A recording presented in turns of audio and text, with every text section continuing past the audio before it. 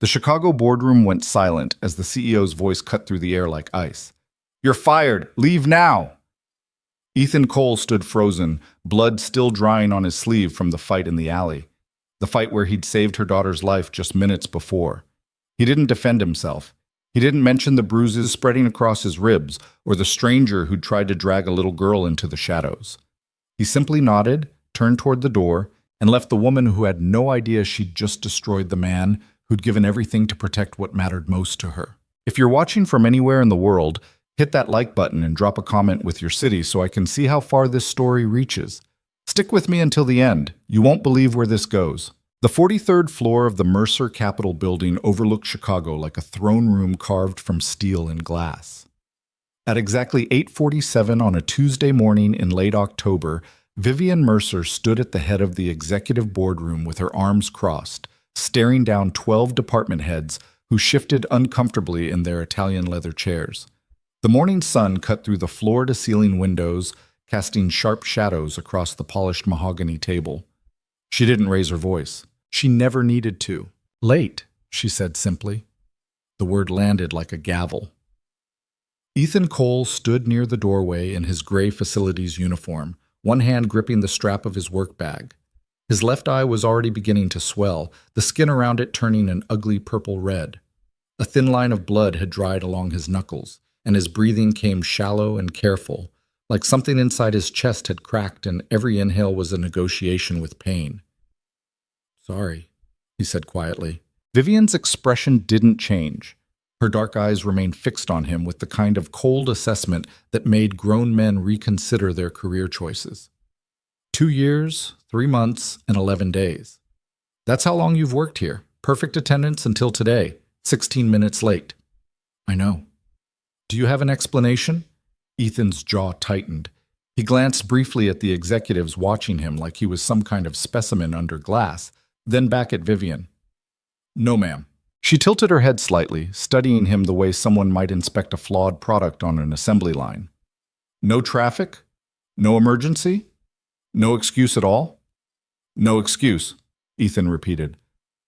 One of the senior directors, a man named Gerald Hutchins with silver hair and an expensive Rolex that caught the morning light, leaned back in his chair. Vivian, maybe we could discuss this privately, and I didn't ask for input, Vivian said without looking at him. Gerald shut his mouth and stared at his notepad. Vivian stepped closer to Ethan, her heels clicking against the polished marble floor with a rhythm that sounded like a countdown. She was 36, impeccably dressed in a charcoal suit that probably cost more than Ethan made in 2 months. Her dark hair was pulled back in a flawless knot that looked severe and intentional. Everything about her screamed control, precision, power. You know what this company values, she said. Yes, ma'am. Precision, accountability, standards that don't bend based on convenience or circumstance. Yes, ma'am. And you chose to walk in here 16 minutes late without a single word of explanation or even an attempt to call ahead. Ethan's shoulders sagged just slightly, but he didn't look away from her. I understand. Vivian turned toward the table, addressing the room now instead of him. This is what happens when you lower the bar, when you make exceptions, when you decide that rules only matter sometimes or only apply to certain people. She turned back to Ethan. You're terminated, effective immediately. HR will process your final check by end of business today. Security will escort you out. Someone at the table, Laura Chen from operations, inhaled sharply. Another person looked down at their papers like the wood grain had suddenly become fascinating.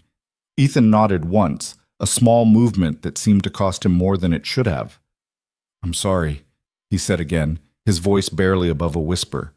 And then he turned and walked out, his footsteps quiet against the marble, the door closing behind him with a soft click that somehow sounded louder than a slam would have. The room remained silent for several seconds. Gerald finally cleared his throat, his fingers drumming nervously on the table.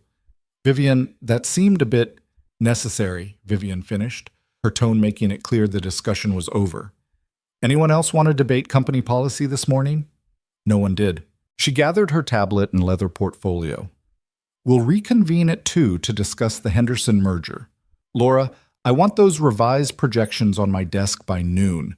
Gerald, fix the discrepancy in the quarterly report before the board sees it. Everyone else, get back to work. They scattered like startled birds. Vivian walked back to her office, her stride measured and confident, and closed the heavy door behind her with a controlled motion that was almost gentle. Only then, alone in the silence of her private domain, did she allow herself to pause. She didn't sit down. Instead, she stood at the floor-to-ceiling window and stared out at the city stretching endlessly in every direction.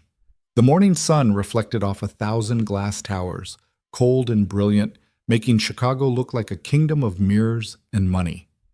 Somewhere down there, millions of people were starting their days, commuting, working, struggling, succeeding, failing. Her phone buzzed on the desk. She ignored it. This was the part of leadership no one talked about at the conferences or in the business books. The part where you made the hard call and everyone looked at you like you'd just kicked a loyal dog in front of its owner. But if you didn't hold the line, if you didn't enforce the standards without favoritism or sentiment, the whole carefully constructed system fell apart. That was the truth people didn't want to hear. Excellence required sacrifice. Standards required enforcement. Ethan Cole had been a good employee. Quiet. Competent. Never caused trouble. Never complained. Never asked for special treatment. But late was late. The phone buzzed again, vibrating against the glass desktop. Vivian exhaled and walked over, glancing at the screen with mild irritation. Mia, calling her daughter, calling from school. Vivian frowned. Mia knew not to call during work hours unless it was important. She picked up immediately, already calculating how quickly she could resolve whatever minor crisis had prompted the call. Mia, sweetheart, I'm in meetings all morning. Is everything— Mom! The word came out strangled, breathless, completely wrong. Every muscle in Vivian's body went rigid. Mia, what's wrong? What happened? I'm okay now, but— Mia's voice cracked and wobbled. Mom, something bad happened. Vivian's hand tightened around the phone so hard her knuckles went white. Where are you right now? Are you hurt? Tell me right now if you're hurt. No, I'm at school now. Mrs. Henderson is here, but on the way here this morning, this man, he grabbed me. Mom, he tried to pull me into the alley, and— The world tilted sideways. What man? Where? Mia, tell me exactly what happened, right now. In the alley near the bus stop, the one by the construction site. He came up behind me and grabbed my arm and pulled me backward, and I screamed, and he put his hand over my mouth, and— Mia was talking faster now, the words tumbling out. And then someone came running, and he yelled at the man to let me go, and they fought, Mom. They really fought. There was blood, and the man who helped me got hurt really bad, and— Slow down? Take a breath. Who fought him? Who helped you? I don't know his name. I never saw him before. He was wearing gray clothes, like a uniform. He told the bad man to let me go, and when he didn't, he just attacked him. And they were hitting each other, and I was so scared, but he kept saying, run, go to school, you're safe now. So I ran. I ran as fast as I could, and I got to school and told Mrs. Henderson, and she called the police, and they're here now, and— Mom, are you coming? Please come. I'm walking out the door right now. Stay with Mrs. Henderson. Don't go anywhere. Don't talk to anyone except the police and your teacher. I'll be there in 10 minutes. Okay. Mom, I was so scared. I know, baby, I know. But you're safe now. You did exactly right. I'm coming. Okay. Mia, are you absolutely sure you're not hurt? He didn't hurt you? No. The man stopped him before he could. Mom, the man who helped me was bleeding. His face was all messed up, and he was holding his side like it hurt, and I think maybe he needs help too. Something cold and sharp turned over in Vivian's chest, but she pushed it aside. The police will handle that. I'm coming right now. I love you. I love you too. Vivian ended the call and was already moving, grabbing her coat, her bag, her keys. She didn't stop at her assistant's desk to explain. She just walked straight to the elevator and jabbed the button 6 times before it arrived. Tkak. She made it to Lincoln Park Academy in 8 minutes, breaking every traffic law between the Loop and the Northside campus where Mia attended 3rd grade. She double-parked in front of the main entrance, not caring about the angry honk from the car behind her, and ran inside. The principal, Dr. Margaret Harrison, met her at the front desk along with 2 police officers, one a woman in her 40s with kind eyes and graying hair pulled back in a practical ponytail, the other a younger man with a notebook. And sitting in the main office with a fleece blanket around her shoulders and an unopened juice box clutched in both hands was Mia. Vivian dropped to her knees in front of her daughter and pulled her into her arms. "I'm here," she whispered fiercely. "I'm here. You're safe. I've got you." Mia clung to her and started crying. Not the scared crying from before, but the kind of deep, shuddering sobs that only come after the fear has passed, and the shock begins to set in, and the body finally feels safe enough to fall apart. Vivian held her and stroked her hair and whispered the useless, necessary things that mothers say. "It's okay. You're okay. I'm here now. Nothing's going to hurt you, I promise." The female officer, whose nameplate read Santos, crouched down beside them. Her voice was gentle. "Mrs. Mercer, I'm Officer Santos. Your daughter was incredibly brave this morning. She gave us a very good description of the suspect, and we have units canvassing the area right now." Vivian looked up, her arms still wrapped around Mia. "Did you find him?" "Not yet. But we have multiple officers searching the neighborhood, and we're reviewing security footage from nearby businesses. We will find him." "And the man who helped her? The one who fought him off?" Officer Santos glanced at her partner, then back at Vivian. Something in her expression shifted. According to Mia's statement, an adult male intervened when he witnessed the attempted abduction. He engaged physically with the suspect and allowed Mia to escape. She said he was injured during the altercation, but told her to run to school. By the time we arrived at the scene, approximately 7 minutes after the initial 911 call, both men had left the area. "What do you mean, both men left?" "There was no one at the scene when we arrived. We found clear evidence of a struggle, some blood on the pavement, scuff marks, a torn piece of fabric that appears to be from a jacket, but no witnesses and no individuals present." Vivian pulled back slightly from Mia, her hands on her daughter's shoulders. "Mia, sweetheart, look at me. Do you remember anything else about the man who helped you? Anything at all that might help us find him?" Mia wiped her eyes with the back of her hand, leaving a streak of tears across her cheek. "He was tall, taller than you. He had dark hair, kind of messy, and he was wearing gray clothes, like a work uniform with his name on it, but I didn't see what it said because everything happened so fast." Gray work uniform, with a name embroidered on it. Something cold and terrible began to crystallize in Vivian's chest. "What else?" she asked, trying to keep her voice steady. "He had nice eyes. Even though he looked really hurt, his eyes were nice, not scary. And he smiled at me, Mom, even though he was bleeding. He smiled and said, 'You're safe now. Go to school. Everything's going to be okay.' And then I ran." "Did he say anything else? His name or where he worked or—" "No. Just that I should run. That I was safe." Mia's lower lip trembled. "Mom, do you think he's okay? He was hurt really bad. The bad man hit him in the face and in his stomach, and he fell down, but he got back up and kept fighting anyway." The younger officer stepped forward. "Mrs. Mercer, we'd like to take a formal statement from Mia when she feels ready. We understand this is traumatic, but any additional details she can provide might help us locate both the suspect and the individual who intervened."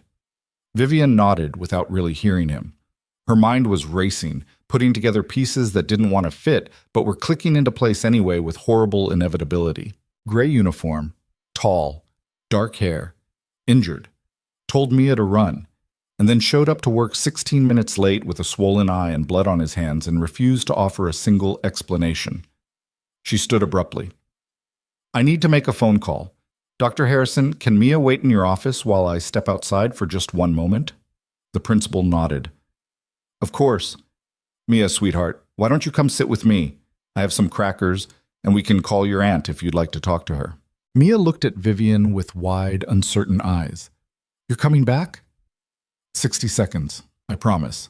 Vivian walked quickly into the hallway, pulled out her phone, and dialed the direct line for building security at Mercer Capital.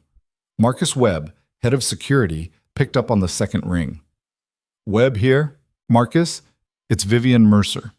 I need you to pull footage from every exterior camera covering the northwest side of the building between 8:15 and 8:45 this morning. Focus specifically on the employee entrance and the alley that runs along Walker." "Is there a security concern, ma'am?" "Just pull it. Have it ready in the monitoring room. I'll be there in 20 minutes. "Yes, ma'am." She ended the call and stood there for a moment staring at nothing, her heart pounding. Please let me be wrong, she thought. Please let this be a coincidence. But she already knew it wasn't. Mom. She spent 15 more minutes at the school, answering questions from the police and making sure Mia was stable enough to be left with Dr. Harrison and the school counselor. Officer Santos promised to keep her updated on the investigation and took Vivian's contact information.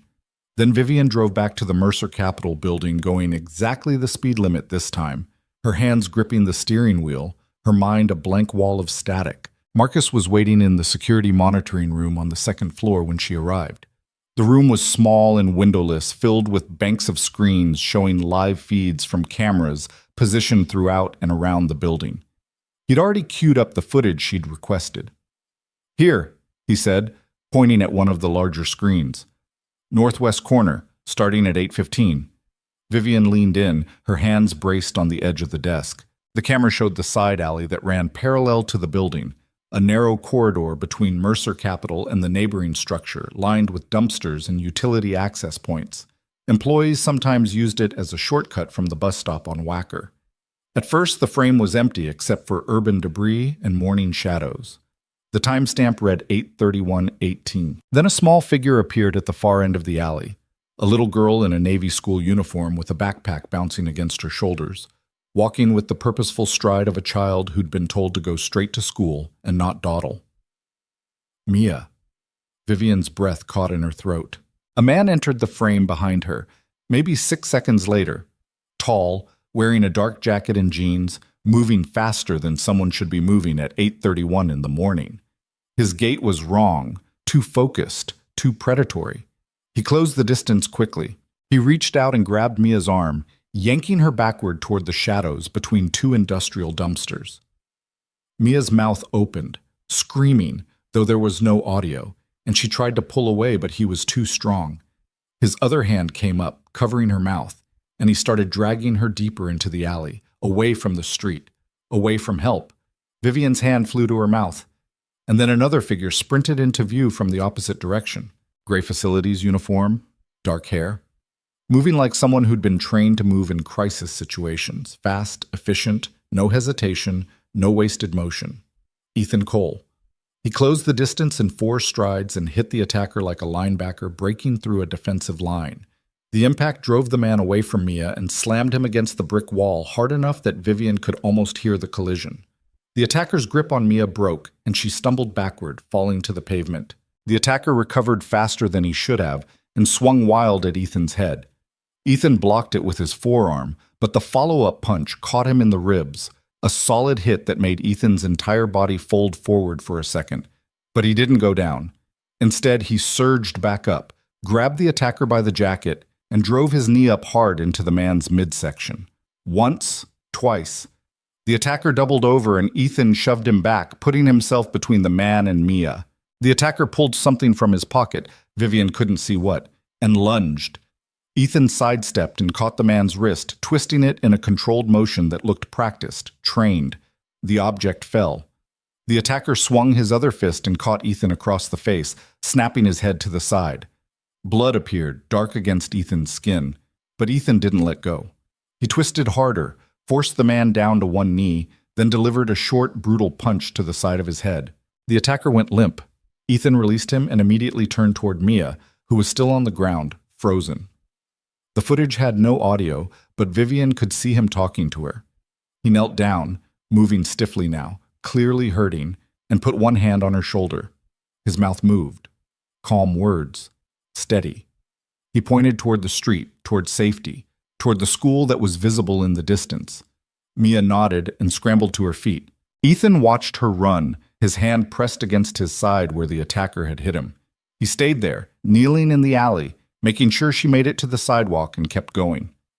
The attacker stirred. Ethan's head snapped back toward him, his body tensing, ready to fight again if he had to. But the man rolled over, got shakily to his feet, and ran in the opposite direction, disappearing from frame. Ethan stood slowly, breathing hard, blood visible on his face and his hands and the front of his uniform. He looked down at himself, seemed to assess the damage, then pulled out his phone and checked it. He looked at the time. And Vivian watched his expression change, just slightly, just for a second, into something that might have been resignation or defeat or just bone-deep exhaustion. And then he ran. He ran toward the Mercer Capitol building, holding his injured side, moving as fast as his battered body would allow. The timestamp read 8:36:42. He'd walked into the boardroom at 8:47. 11 minutes. 11 minutes to save a child's life, and still tried desperately to make it to work on time because he knew what being late meant. And he'd done it anyway because a little girl was more important than a job. And he'd hoped, somehow he'd still hoped, that he could make it. Vivian stepped back from the monitor, her legs suddenly unsteady. "Ma'am," Marcus said carefully, "are you all right? Send that footage to the Chicago Police Department immediately. There was an attempted abduction this morning. They need this for their investigation." "An abduction? Jesus, is everyone okay?" "The child is safe." Vivian's voice sounded strange to her own ears, distant and hollow. "Send it now." "Yes, ma'am. Right away." "And Marcus? Who is the employee in the gray uniform? The one who intervened?" Marcus rewound the footage slightly and zoomed in on a frame where Ethan's face was partially visible. "That's Ethan Cole. Facilities maintenance. Good guy. Been with us a couple years. Why?" Vivian didn't answer. She was staring at the frozen image on the screen. Ethan Cole, battered and bleeding and checking his watch because he knew he was going to be late, and he knew exactly what that meant, and he'd come to work anyway. He'd saved her daughter's life and then walked into a room full of people who looked at him like he didn't matter, and he'd let himself be fired without saying a single word in his own defense. Not because he was weak, because he was the kind of man who believed that excuses diminished the act, that explaining would somehow cheapen what he'd done, that the little girl's safety was its own justification and didn't need to be bartered for his job. "Ma'am," Marcus said again. Vivian turned and walked out of the room without another word. She found Gerald Hutchins in his office on the 39th floor, reviewing quarterly reports and eating a salad from the executive cafeteria. He looked up when she entered without knocking, surprise flickering across his face. "Vivian, I was just about to send you the revised Henderson." "I need Ethan Cole's personnel file," Vivian said without preamble. Gerald blinked. "The facilities worker you terminated this morning?" "Yes." "Vivian, I really don't think it's appropriate to—" "His file. Now." Something in her tone made Gerald set down his fork and turn to his computer. He typed quickly, pulled up the employee database, and rotated the screen toward her. Vivian scanned the information, her eyes moving rapidly across the fields. Name: Ethan Michael Cole. Age: 38. Position: Facilities Maintenance Technician. Level 2. Employment. Start date: May 14th, 2022. Education: Associate degree, Emergency Medical Services, City Colleges of Chicago. Previous employment: U.S. Army, Combat Medic, 2005 to 2015. Chicago Fire Department, Paramedic, 2016 to 2020. Military Service Awards, Bronze Star Medal, Army Commendation Medal, 2. Combat Medical Badge, Afghanistan Campaign Medal. Emergency. Contact: Ava Marie Cole, daughter, age 6. Marital status: widowed, 2021. Vivian stopped breathing. Widowed. She clicked on the notes section, her hands trembling slightly. Employee requested shift assignments compatible with elementary school drop-off/pickup schedule due to single-parent responsibilities. Request approved. Consistently reliable. No disciplinary issues on record. Exceeded safety protocol standards during mandatory building evacuation drill. November 2023. Provided medical assistance to employee who suffered cardiac episode in stairwell, January 2024. CPR certified.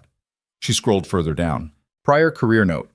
Left position as paramedic with Chicago Fire Department in 2020 to accept current role. Exit interview from CFD indicates departure was voluntary, citing need for schedule flexibility and reduced physical demands following injury.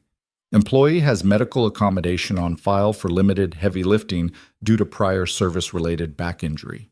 She clicked on the accommodation file. L4 to L5, disc herniation sustained during military service, Exacerbated during paramedic work. Employee cleared for current duties with restriction on lifting over 50 pounds without assistance. A combat medic. A paramedic. A decorated veteran who'd left a prestigious career because he needed to be home for his daughter, and she'd fired him for being late. "Vivian?" Gerald said carefully. "What's this about?" She didn't answer. She pulled out her phone and dialed the main HR line. "Human Resources, this is Patricia." "Patricia, this is Vivian Mercer. I need Ethan Cole's home address and personal phone number immediately." "Ma'am, I'm not sure I can release that information without—" "I'm the CEO. Release it." A pause. "One moment." Vivian waited, her jaw clenched so tight it hurt. "His address is 2847 South Emerald Avenue, Unit B. Phone number is 312-555-0198. Thank you."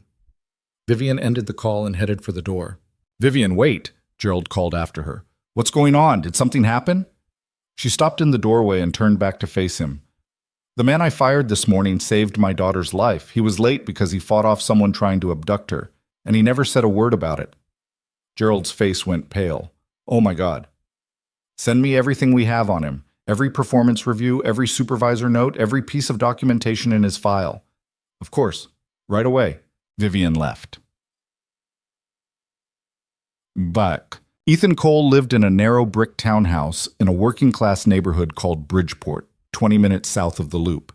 The kind of place where people kept their heads down, their doors locked, and their business to themselves. Small front yards, chain-link fences, cars that had seen better decades parked at crooked angles along the curb. Vivian pulled up in front of 2847 just as the sun began to dip behind the roof lines, casting long shadows across the cracked pavement. She sat in her Mercedes for a moment, staring at the house. This was insane. She was the CEO of a multi-million-dollar investment firm. She didn't chase down fired employees to their homes. She didn't second-guess her decisions. She didn't allow guilt or sentiment to override policy. But the image of Ethan kneeling in front of Mia, his hand on her shoulder, his face bloodied, and his body broken, telling her she was safe. Vivian got out of the car. She climbed the 3 concrete steps to the front door and knocked, her knuckles rapping against the wood with more force than she intended. No answer. She knocked again, harder this time, then waited. Still nothing. She pulled out her phone and dialed the number Patricia had given her. It rang 4 times, then went to voicemail. A man's voice, quiet and professional. "You've reached Ethan Cole. Leave a message." Beep. "Mr. Cole, this is Vivian Mercer. I need to speak with you. It's urgent. Please call me back at this number as soon as possible." She ended the call and stood there on the small porch, unsure what to do next. A woman appeared on the porch of the neighboring unit, older, maybe 70, with gray hair pulled into a bun and a cardigan sweater despite the mild temperature. She eyed Vivian with open suspicion. "You looking for Ethan?" the woman asked, her voice carrying the rough edges of someone who'd lived in Chicago her entire life. "Yes. Do you know where he is?" "Urgent care clinic on 5th Street. Saw him leave about an hour ago with his little girl. He looked pretty banged up. Ava looked worried sick." The woman's eyes narrowed. "You a friend of his?" "Something like that. Which clinic?" "Care Now, 2 blocks east, then north. Can't miss it." She paused. "He in some kind of trouble?" "No, the opposite." The woman studied Vivian for a long moment, taking in the expensive suit, the Mercedes parked at the curb, the whole carefully constructed image of power and money. "You're the boss lady, aren't you? The one who fired him." Vivian's throat tightened. "How did you—" "Ava told my granddaughter this afternoon. Said her daddy lost his job for helping somebody. That about right?" "It's more complicated than that. Usually is." The woman's expression softened just slightly. "Ethan's a good man. Best neighbor I've had in 40 years in this building. Fixes things without being asked. Shovels my walk in winter. Watches out for the kids on this block. Whatever trouble happened today, I guarantee it wasn't his fault." "I know," Vivian said quietly. "Then maybe you should tell him that instead of me." Vivian nodded and walked back to her car. Care Now Urgent Care occupied a converted storefront between a laundromat and a corner bodega, its waiting room visible through large plate glass windows. The place had the worn, functional look of a medical facility that served a neighborhood where people couldn't afford to take time off work for appointments. Vivian parked and pushed through the entrance. The waiting room smelled like disinfectant and old coffee and human exhaustion. A television mounted in the corner played local news on mute, the closed captions running a beat behind. 5 other people sat scattered across the plastic chairs, staring at their phones or old magazines or nothing at all. And in the far corner, slumped against the wall with his eyes half closed and his face a canvas of purple and red, was Ethan Cole. His daughter sat beside him, a small girl with dark braids and worried brown eyes, and a tablet clutched in her lap that she wasn't looking at. She was looking at her father instead, watching him with the kind of fierce attention that children develop when they've learned that the adults in their lives can break. Vivian stopped just inside the doorway. Ethan's face was worse than it had been in the security footage. The swelling around his left eye had gotten dramatically worse, turning the entire socket a deep purple that spread down his cheekbone. His lip was split, encrusted with dried blood. His right arm rested in a makeshift sling fashioned from what looked like his own jacket, and he held it close to his body like moving it would cost more than he could afford. The little girl noticed Vivian first. She tugged on Ethan's sleeve with her small hand. "Dad, someone's staring at us." Ethan opened his eyes slowly, like even that small movement required effort, and followed his daughter's gaze across the waiting room. When he saw Vivian, his expression didn't change. He didn't look surprised. He didn't look angry. He just looked tired in a way that went deeper than physical exhaustion. Vivian crossed the room, her heels clicking against the linoleum, and stopped a few feet away from them. "Mr. Cole?" "Mrs. Mercer." His voice was rough, strained, like talking hurt his ribs. "May I sit?" He gestured vaguely at the empty chair beside him with his good hand. Vivian sat, folding her hands tightly in her lap. For a moment, neither of them spoke. The television droned on above them. Somewhere in the back, a door opened and closed. The little girl, Ava, watched Vivian with the kind of sharp, unblinking curiosity that only children possess, the kind that sees through expensive suits and professional masks. "You're the lady from Dad's work," Ava said. It wasn't a question. "Yes." "You're the one who fired him." Ethan sighed, a careful exhale that didn't expand his chest too far. "Ava." "What?" "She did. You said so." Vivian felt something twist painfully in her chest, sharp and unfamiliar. "Yes, I did." "Are you here to fire him again?" "No." "Then why are you here?" That was the question, wasn't it? Why was she here? Sitting in an urgent care clinic in a neighborhood she'd never visited, talking to a man she'd humiliated in front of a boardroom full of executives just hours ago. Vivian turned to Ethan. "I saw the security footage." His jaw tightened almost imperceptibly, but he didn't respond. "From the cameras outside the building. I saw what happened this morning in the alley." Ethan looked down at his hands, one resting in the sling, the other curled loosely on his knee, the knuckles scraped raw. "Okay. The little girl you helped..." Vivian's voice caught, and she had to force the words out. "That was my daughter." Now he did look at her, just a brief glance, but enough for Vivian to see the flicker of recognition in his eyes, followed immediately by something that might have been resignation. "She's safe?" he asked quietly. "Yes. Because of you." Ethan nodded once and looked away again. "Good. Why didn't you tell me?" "Tell you what?" "That you were late because you saved a child's life. My child's life." He shrugged with his good shoulder, then winced as the movement pulled something that didn't want to be pulled. "Wouldn't have changed anything. It would have changed everything." "No," Ethan said, his voice soft but completely firm. "It wouldn't have. You run a company. You have rules, standards. I broke one. That's all there is to it. That's not that..." "Mrs. Mercer." He turned to face her more fully now, and the exhaustion in his eyes was so deep and complete that it made Vivian want to look away, but she forced herself not to. "I've been in a lot of bad situations in my life. Combat, car accidents, fires, overdoses. I've seen people make hard calls under impossible pressure. I don't blame you for doing your job. I really don't. You should." "Maybe, but I don't." He shifted slightly, trying to find a position that didn't aggravate his ribs.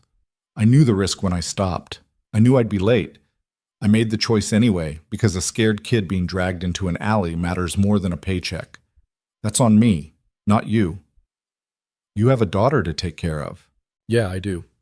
He glanced at Ava, who was still watching them both with solemn attention. And she's going to learn that sometimes you do the right thing even when it costs you everything, even when it hurts, even when nobody sees it or cares. His voice dropped lower. That lesson's worth more than keeping any job. Vivian's throat felt tight. What happened to your wife? Ethan's expression closed down immediately, a door slamming shut. That's not relevant. I read your file. It said, I know what it said. His tone wasn't angry, but it carried a finality that made it clear the subject was off limits. And it's still not relevant. They sat in silence for a long moment. A nurse appeared in the doorway leading to the back, clipboard in hand. Ethan Cole? Ethan stood slowly, gritting his teeth against obvious pain. Ava jumped up and grabbed his good hand immediately. That's us, Ethan said. The nurse nodded. Right this way. Ethan looked at Vivian one last time. Take care of your daughter, Mrs. Mercer. She's a brave kid, braver than she should have to be. And then he walked away, his daughter at his side, leaving Vivian sitting alone in a waiting room that suddenly felt much too empty and much too quiet. Fool. She should have left. She had a company to run, a daughter to get home to, 1,000 urgent matters that required her immediate attention. But she stayed. She sat in that uncomfortable plastic chair and stared at the muted television and waited. 43 minutes later, Ethan and Ava emerged from the back hallway. Ethan's arm was in a proper medical sling now, white and official-looking. Clean bandages covered the worst of the cuts on his face, and medical tape held together the split in his lip. He walked even more carefully than before, like the examination had cataloged every injury and made them all more real. Vivian stood when she saw them. Ethan stopped, genuine surprise crossing his battered features. You're still here. I wanted to make sure you were all right. I'm fine. Cracked ribs, sprained wrist, some bruising and lacerations. Nothing that won't heal. He paused. They wanted me to go to the ER for x-rays, but I can't afford... He cut himself off and shook his head. Doesn't matter. I'm fine. Mr. Cole, Ethan, if you're going to keep showing up in places I am, you might as well use my first name. Despite everything, Vivian almost smiled. Almost. Ethan, then. I owe you more than an apology. You don't owe me anything. Yes, I do. She took a breath, choosing her words carefully. I built a company on precision and accountability. I still believe, that if everyone follows the rules, if everyone meets the standards without exception, then the system works. And it has worked. For years, it's worked extremely well. Ethan waited, listening. But this morning I realized that system has a critical flaw.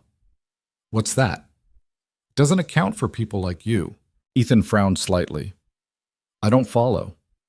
People who do the right thing even when it destroys them. People who carry impossible burdens that no one else can see. People who... Her voice wavered, and she steadied it with effort. People who save children and then walk into a boardroom and accept humiliation without defending themselves because they believe the act should speak for itself. Ethan looked away, uncomfortable. I'm not special, Mrs. Mercer. I just did what anyone would have done. No, Vivian said quietly but firmly. You didn't. Most people would have walked past, or called 911 and waited, or helped, and then made absolutely certain everyone knew about it.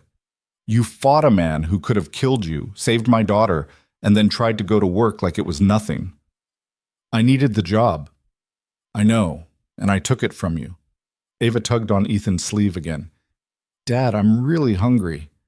I know, sweetheart. We'll stop somewhere on the way home. Vivian reached into her bag and pulled out a business card. She held it out to Ethan.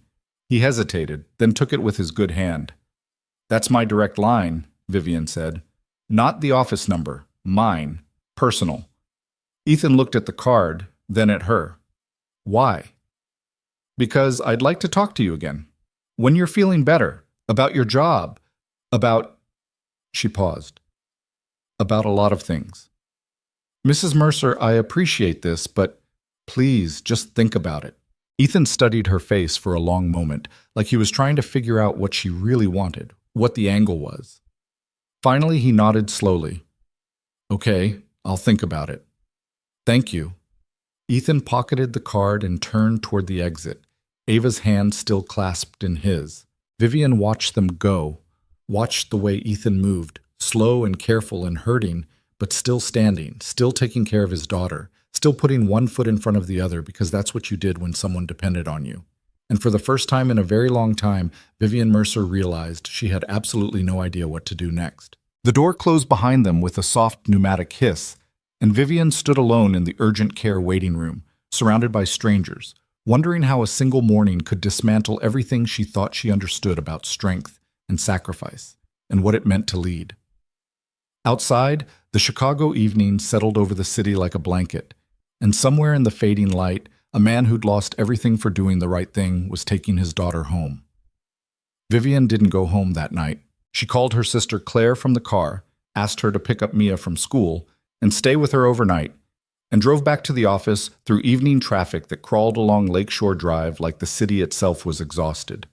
The sky had turned the color of bruises, purple and gray and dark blue bleeding together, and the first stars were trying to push through the light pollution that never quite let Chicago go dark. The Mercer Capitol building stood mostly empty at 7 in the evening, just the security staff and a handful of workaholics still hunched over their desks on the upper floors. Vivian took the elevator to 43 and walked through the silent hallways to her office, her heels echoing against marble that seemed too loud in the quiet. She sat at her desk and opened Ethan Cole's personnel file on her computer again, reading through details she'd already memorized but needed to see one more time. Bronze Star Medal. Combat Medical Badge. Widowed, 2021. She clicked on a subfolder she'd missed earlier, one labeled Reference Letters, Hiring. The first document opened, dated April 2022, written on Chicago Fire Department letterhead. To whom it may concern, Ethan Cole served as a paramedic with CFD Engine Company 18 for 4 years. During that time, he demonstrated exceptional skill, composure under pressure, and dedication to saving lives. He responded to over 2,000 emergency calls and maintained a perfect record of patient care. His departure from our department is a significant loss. Ethan is leaving not due to performance issues or disciplinary concerns, but because the demands of paramedic work, irregular hours, mandatory overtime, night shifts, are incompatible with his responsibilities as a single parent. He has made the difficult choice to prioritize his daughter's stability over his career advancement. Any organization that hires Ethan Cole will be gaining a person of extraordinary character, competence, and integrity. Respectfully, Captain James Morrison, CFD Engine Company. 18. Vivian read it twice, then clicked on the next document. This one was handwritten, scanned into the system, the ink slightly smudged. Dear Hiring Manager, my name is Dorothy Chen, and I live in the apartment below Ethan Cole and his daughter Ava. I'm writing this because Ethan asked me to be a character reference, and I said yes immediately. I'm 74 years old, and I've lived in this building for 40 years. I've seen a lot of neighbors come and go. Ethan is the best one I've ever had. When my husband died 2 years ago, Ethan showed up at my door with groceries and asked if I needed anything fixed around the apartment. He replaced my kitchen faucet and didn't charge me a dime. When I fell on the stairs last winter, he heard me cry out and came running. He carried me back to my apartment and stayed with me until the ambulance came. He shovels my walk when it snows. He picks up my prescriptions when I can't get to the pharmacy. He watches out for the kids on this block like they're his own. His daughter Ava is a sweet little girl who's been through more than any 6-year-old should have to handle. Ethan is raising her alone and doing a beautiful job. She's polite, kind, and happy despite everything. If you don't hire Ethan Cole, you're making a mistake. Sincerely, Dorothy Chen. Vivian sat back in her chair and stared at the ceiling, her throat tight. She'd fired a decorated combat veteran, a paramedic who'd saved thousands of lives, a widowed father who shoveled his elderly neighbor's walkway because he'd been 16 minutes late. She'd built an empire on standards and accountability, and she'd used those standards to destroy a man who embodied everything those words were supposed to mean. Her phone buzzed. A text from Claire. Mia's asleep. She's okay, but she had nightmares during her nap. I'm staying overnight. Take care of yourself. Vivian typed back. Thank you. I'll be home in the morning. She set the phone down and looked out at the city sprawling beneath her windows, a million lights trying to hold back the darkness, and realized she'd been doing everything wrong for a very long time. Tag. Thursday morning arrived cold and sharp, the kind of October day where the wind came off the lake with teeth. Vivian spent 2 hours on conference calls she barely registered, approving budgets and signing off on reports while her mind stayed stuck in an urgent care waiting room, watching a battered man comfort his frightened daughter. At 10:30, Gerald knocked on her office door. "Come in," Vivian said without looking up from her computer. Gerald entered cautiously, carrying a folder. "You asked for all documentation on Ethan Cole. This is everything: performance reviews, supervisor notes, incident reports, the works." "Put it on my desk." He did, then hesitated. "Vivian, about yesterday. I know you don't want to discuss it, but the board is going to ask questions about the termination once they hear about—" "Let them ask. The optics are terrible. If this gets out, a CEO firing the man who saved her daughter, the press will crucify us." Vivian finally looked up at him. "Is that what you're worried about? Optics?" "I'm worried about the company, about you." "Then trust me to handle it."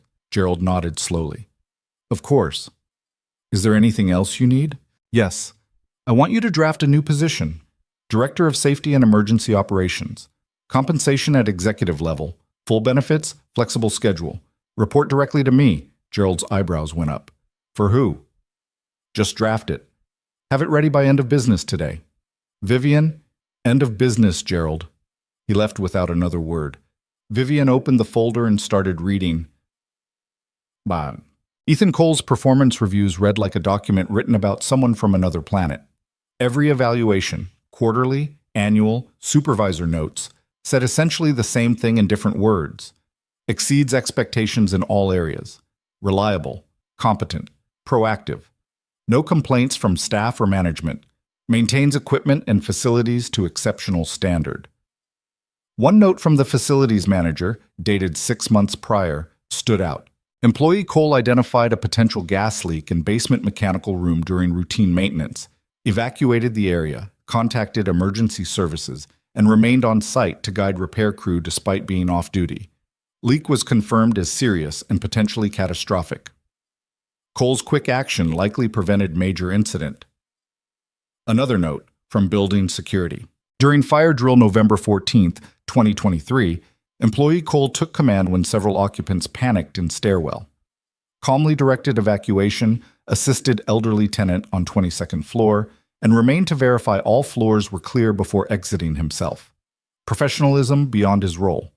And another, this one from a VP she'd never met. My assistant collapsed in the break room on January 18th, 2024. Ethan Cole was first on scene, performed CPR until paramedics arrived. Doctor said his quick response saved her life. I tried to give him a cash reward. He refused it. Vivian closed the folder and pressed her fingers against her temples. She'd had a man like this working in her building for over 2 years, and she'd never known his name until she fired him. Her phone rang. An internal line from reception. "Ms. Mercer, there's a Detective Ramirez from Chicago PD here to see you. She doesn't have an appointment, but says it's regarding an ongoing investigation." Vivian's stomach tightened. "Send her up." 3 minutes later, a woman in her early 50s entered Vivian's office, sharp-eyed, wearing a gray blazer and carrying a badge clipped to her belt. She extended her hand. "Ms. Mercer, Detective Angela Ramirez, Area Central Investigative Unit. Thank you for seeing me without notice." "Of course. Is this about my daughter?" "Partially. May I sit?" "Please." Detective Ramirez settled into the chair across from Vivian's desk and pulled out a small notebook. "I've been assigned to your daughter's case. Officer Santos forwarded the security footage from your building. That footage is extremely helpful, and we're using it to identify the suspect." "Have you found him?" "Not yet, but we have several strong leads. The footage gave us a clear image of his face, and we're running it through databases now." She paused. "I'm actually here about the other individual in the footage, the man who intervened." "Ethan Cole." "Yes. We'd like to speak with him, get a formal statement. He's a material witness and possibly saved your daughter's life. But we haven't been able to locate him. The address we have on file appears to be outdated. I was hoping you might know how to reach him since the incident occurred near your building and he appears to be an employee. Vivian felt something cold settle in her chest. He was an employee. I terminated him yesterday. Ramirez's pen stopped moving. She looked up slowly. You fired him? When? Yesterday morning, about 20 minutes after the incident with my daughter. Did you know at the time that he was the one who helped her? No, I found out later. Ramirez studied her for a long moment. I see. I have his current address and phone number. I can provide them to you. That would be helpful. Ramirez flipped to a new page. Can you also tell me anything about his condition after the altercation? The footage shows he sustained injuries. He had a black eye, split lip, possibly broken ribs. He went to an urgent care clinic after I terminated him. Which clinic? Care Now on 5th Street in Bridgeport. Ramirez wrote quickly. And you spoke with him there? Yes. What was his demeanor? Vivian hesitated. Calm, tired. He didn't seem angry about being fired. He just wanted to make sure my daughter was safe. Did he indicate any intent to file a complaint or take legal action against you or the company? No, the opposite. He said he didn't blame me for doing my job. Ramirez set down her pen and leaned back slightly. Ms. Mercer, I've been doing this work for 23 years. I've seen a lot of witnesses and victims and heroes. What Mr. Cole did yesterday was extraordinary. He engaged physically with a violent criminal to protect a child he didn't know, sustained significant injuries, and then, according to what you're telling me, went to work and accepted termination without defending himself. That's correct. That's not normal behavior. I'm aware. People who do things like that usually have a background. Military, law enforcement, emergency services. Do you know anything about Mr. Cole's history? Vivian pulled up his file and turned her screen toward the detective. He's a combat veteran, former paramedic. He left that career to take a facilities position here because he needed schedule flexibility to raise his daughter alone. Ramirez read the screen, her expression shifting.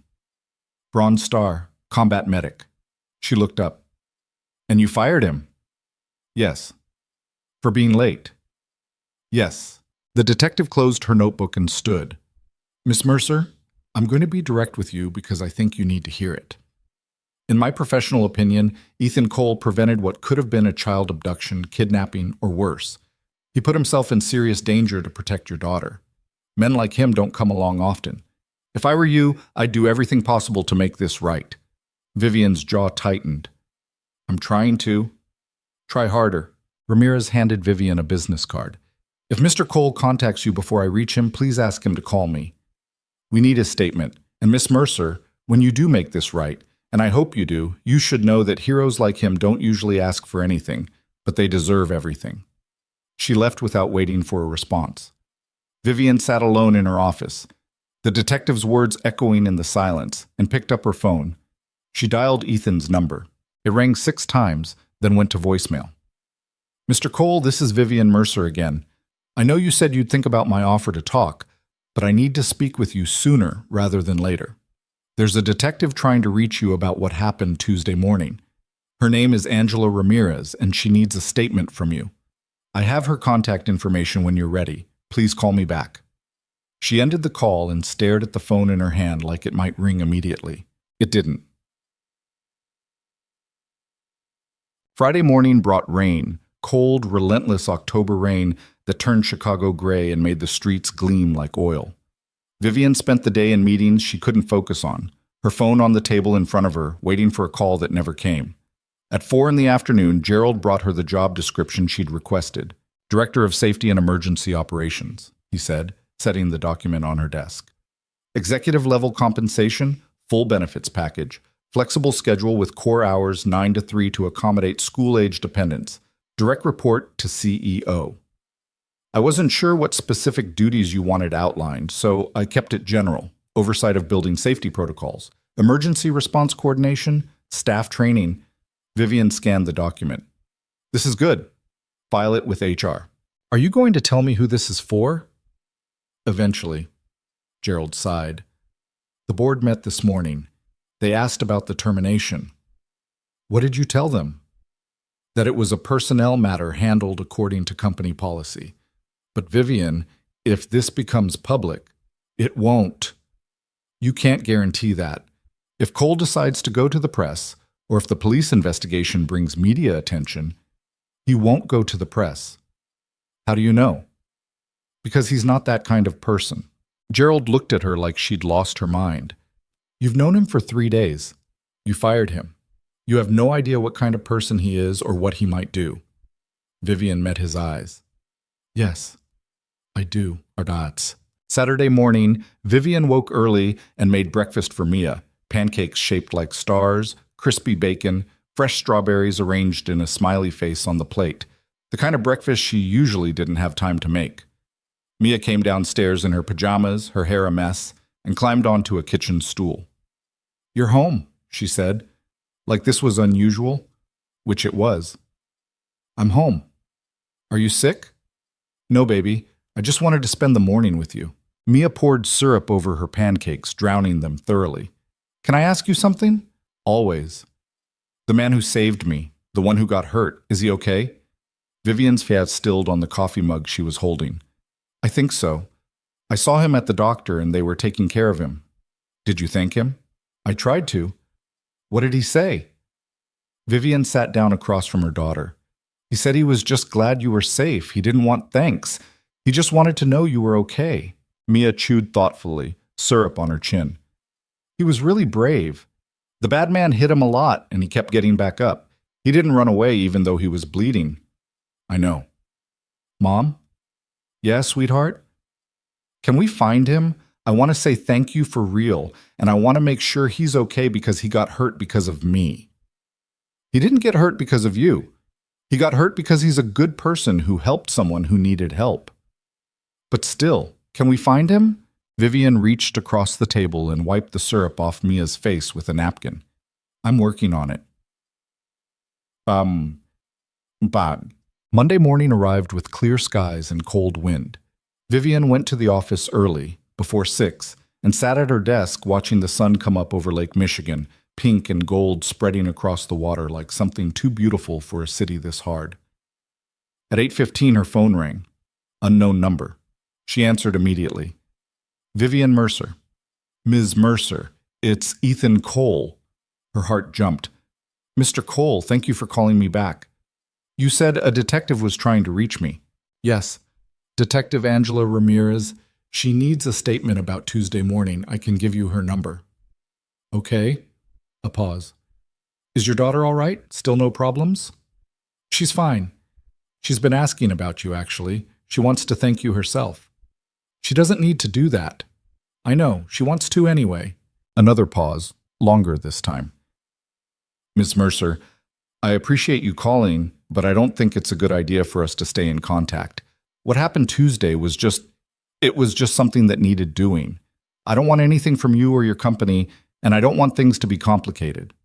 Mr. Cole, Ethan, please just hear me out for 2 minutes. I really don't think... 2 minutes, please. She heard him exhale, heard background noise, traffic, wind, voices. He was outside somewhere. 2 minutes, he said finally. Vivian stood and walked to the window, gathering her thoughts. I made a mistake. A serious one. I built a company culture around rules and accountability, and I thought that was enough. I thought if everyone followed the standards, everything would work. But I was wrong. Ms. Mercer, Let me finish, please. She took a breath. You did something extraordinary and I punished you for it. Not because you deserved punishment, but because my system is broken. Because I built something that measures performance but doesn't measure character. And when I fired you, I didn't just make a professional mistake. I made a moral one. Ethan didn't respond. I want to offer you your job back. Not the same position, a better one. Director of Safety and Emergency Operations. Executive level, flexible schedule so you can be there for Ava. Better pay, better benefits. A role where your experience and your skills actually matter. Why? Because you deserve it. Because I was wrong. Because... No, Ethan interrupted. Why are you really doing this? You feel guilty? You're worried I'll sue? The detective said something that scared you? Vivian pressed her forehead against the cold glass. All of those things, and also because when I watched that security footage, When I saw you fight for my daughter and then check your watch because you were worried about being late to a job that didn't deserve you, I realized I've been measuring the wrong things for a very long time. The line was quiet except for the sound of wind and distant traffic. I need to think about it, Ethan said finally. Of course. Take whatever time you need. Can I ask you something? Anything. If I say no, if I turn down the offer and walk away, are you going to keep calling, keep trying to fix this? Vivian closed her eyes. Honestly, I don't know. Probably yes. Why? Because I have a daughter who wants to thank the man who saved her life. Because you're exactly the kind of person I should have been looking for when I was building this company. Because, her voice cracked slightly, because I think maybe you're a better person than I am, and I need to figure out how to live with that. Another long silence. I'll think about it, Ethan said again. But Ms. Mercer, don't put me on some kind of pedestal. I'm not a hero. I just did what needed doing, that's all. That's exactly what a hero would say. I have to go. I'll call Detective Ramirez. Thank you. The line went dead. Vivian stood at the window for a long time, watching the city wake up 43 floors below, and wondered what it said about her that she'd needed to lose everything to finally see what mattered. Tuesday afternoon, 1 week after the incident in the alley, Vivian was reviewing contracts when her assistant buzzed through on the intercom. Ms. Mercer, there's an Ethan Cole here to see you. He doesn't have an appointment. Vivian's pulse jumped. Send him in immediately. She stood, smoothed her suit jacket, and tried not to look as nervous as she felt. The door opened. Ethan walked in looking better than he had at the clinic, but not by much. The swelling around his eye had gone down, but the bruising had spread and darkened, turning half his face shades of purple and yellow. His arm was still in a sling. He moved carefully, like his ribs were still reminding him they existed. He wore jeans and a flannel shirt, work boots that had seen better years. He looked completely out of place in her polished executive office.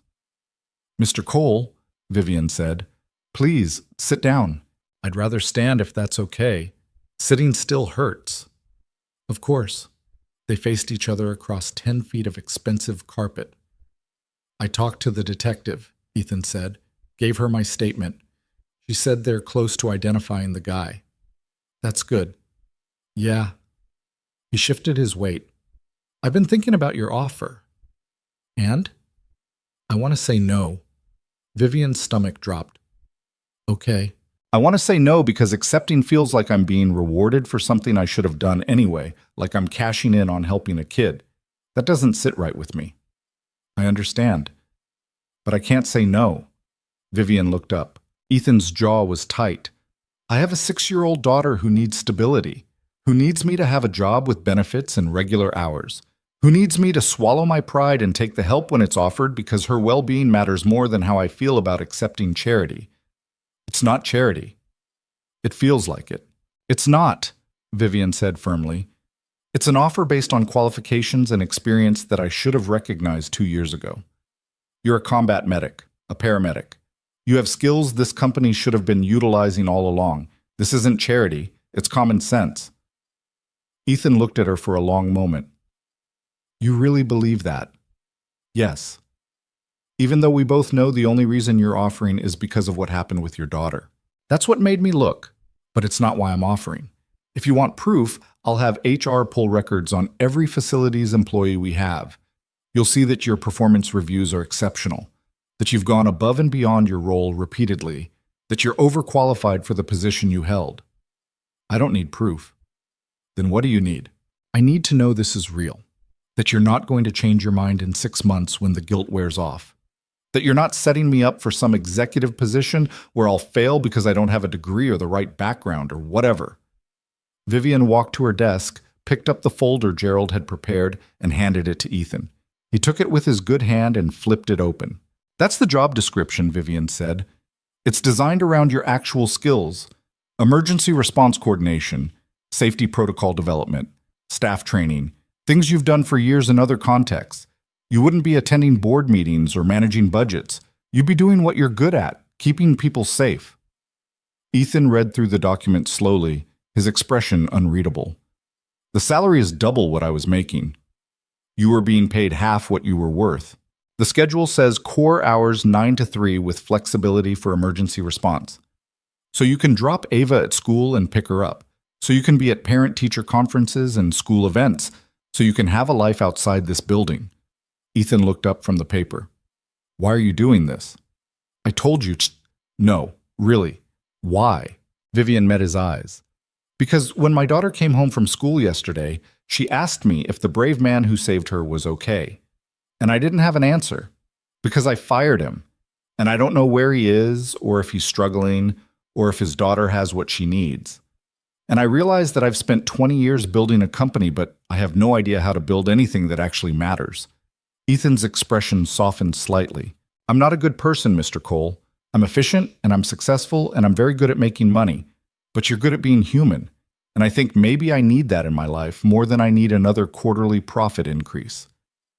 Ethan closed the folder and set it on her desk. I'll take the job on one condition. Name it. No special treatment.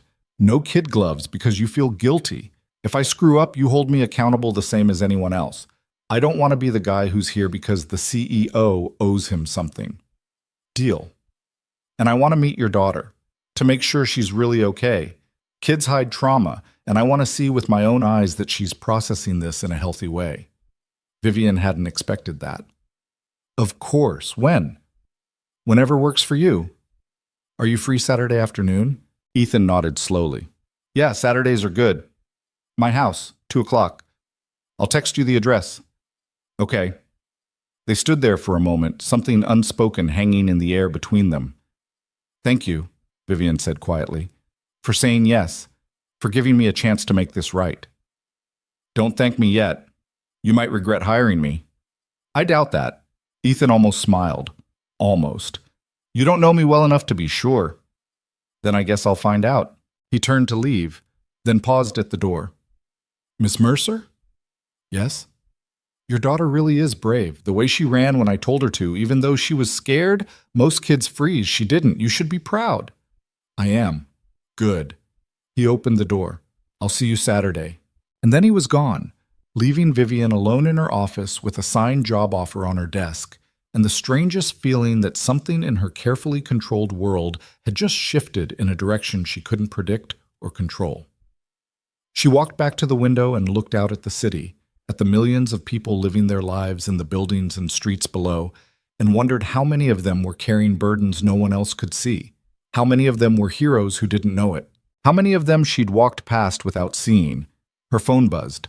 A text from Ethan. Thank you. Starting Monday, okay? She typed back, perfect.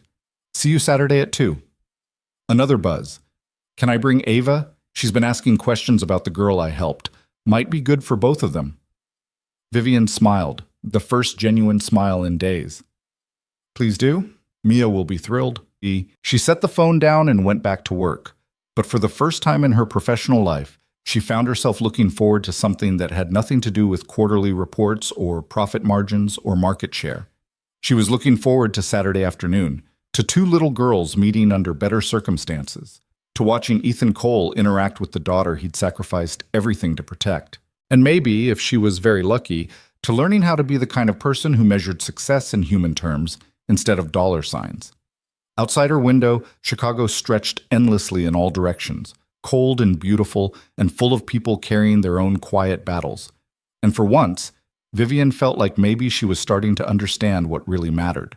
Saturday arrived with the kind of autumn weather that made Chicago feel almost forgiving. Clear skies, temperatures in the low 60s, leaves turning gold and red in the trees that lined the residential streets of Lincoln Park. Vivian spent the morning cleaning her house with an intensity that would have alarmed anyone who knew her well enough to recognize anxiety disguised as productivity. She vacuumed rooms that didn't need vacuuming, rearranged pillows on the couch 3 times, and changed her outfit twice before settling on jeans and a cream sweater that felt appropriately casual, but not too casual. Approachable, but not trying too hard. Mia watched her mother's frantic preparations from the kitchen counter, where she was supposedly doing homework but was actually drawing pictures of horses. Mom, you're being weird. I'm not being weird. You vacuumed the living room yesterday, and now you're doing it again. Vivian turned off the vacuum. I want the house to look nice. It always looks nice. You have people who clean it every week. Well, I want it to look extra nice today. Mia set down her colored pencil and studied her mother with the unnerving perceptiveness of an 8-year-old who'd learned to read adult emotions early. You're nervous. I'm not nervous. You are.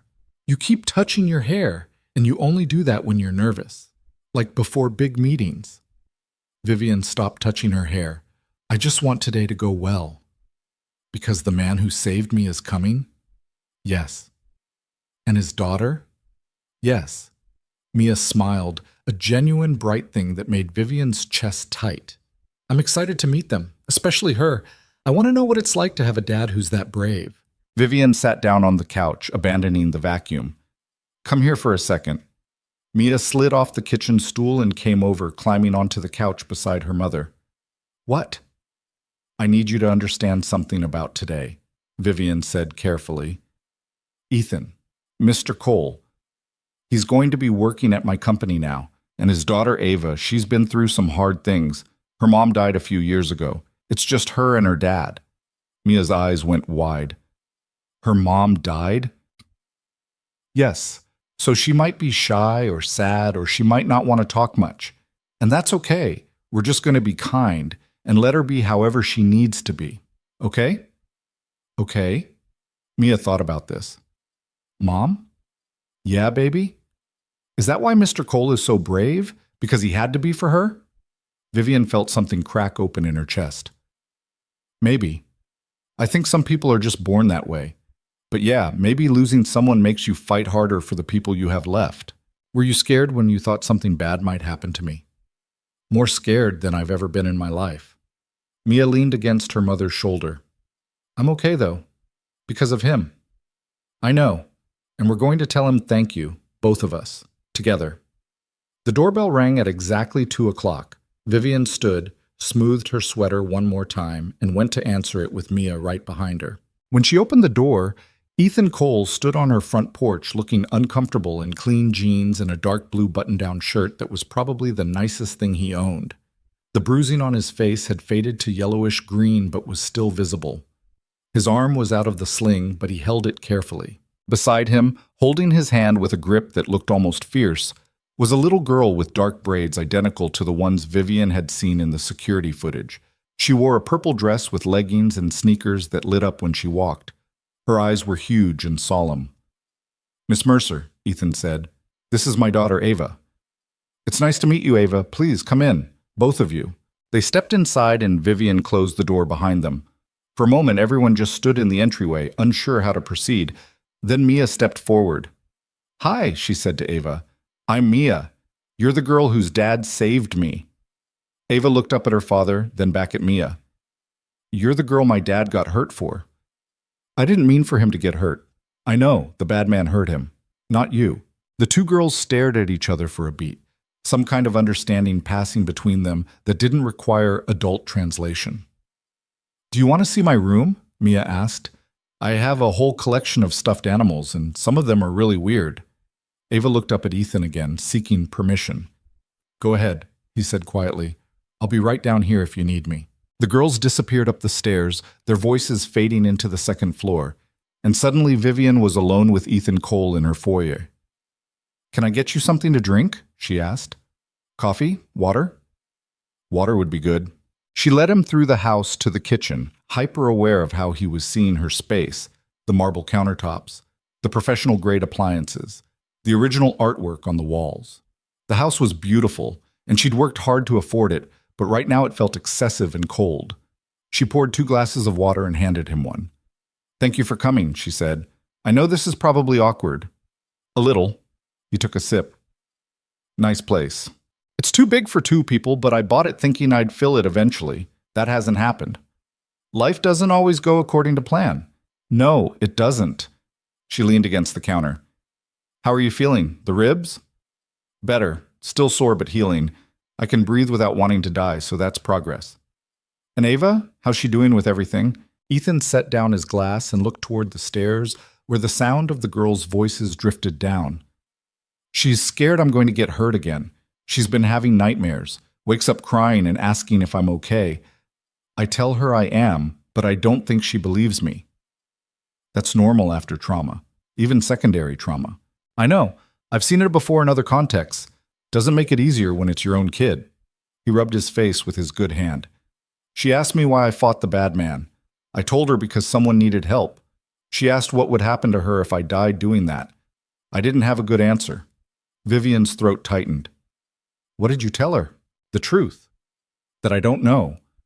That her aunt would take care of her, but it wouldn't be the same. But that I'm scared of that too. But I can't be the kind of person who walks past a kid in trouble. That some things you just have to do even when they're dangerous. That's a hard conversation to have with a 6-year-old. Yes, yeah. He looked at her directly. But she needs to understand that the world isn't safe and her dad isn't invincible. I'd rather she know that now than learn it the hard way later. Upstairs, something thumped and both girls laughed. High, clear sounds that cut through the heaviness in the kitchen. Mia seems good, Ethan said. You said she's been asking about me? Constantly. She wanted to find you and thank you herself. She's been worried that you were badly hurt and that it was somehow her fault. It wasn't. I know, but she's 8. 8-year-olds don't always process cause and effect the way adults do. They stood in silence for a moment, listening to the sounds of the girls playing above them. I start Monday, Ethan said finally. Your assistant sent me onboarding paperwork, benefits enrollment, direct deposit forms, all that. Good. I've set up an office for you on the 40th floor. Nothing fancy, but it has a window and a door that closes. You'll report directly to me for the first few months while we figure out exactly what the role looks like in practice. Ms. Mercer? Vivian. Please. We're in my kitchen. You can use my first name. Vivian, then. He shifted his weight, uncomfortable. I need to say something, and I need you to hear it without getting defensive. Okay, I'm grateful for this job. I need it. But I'm not grateful for what happened to get me here.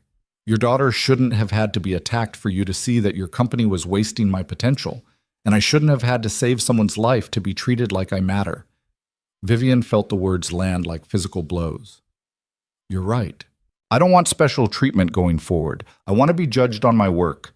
And if this position doesn't work out, if I'm not good at it, I want you to tell me honestly instead of keeping me around because you feel guilty. I will. And I need you to know that I'm doing this for Ava, not for you.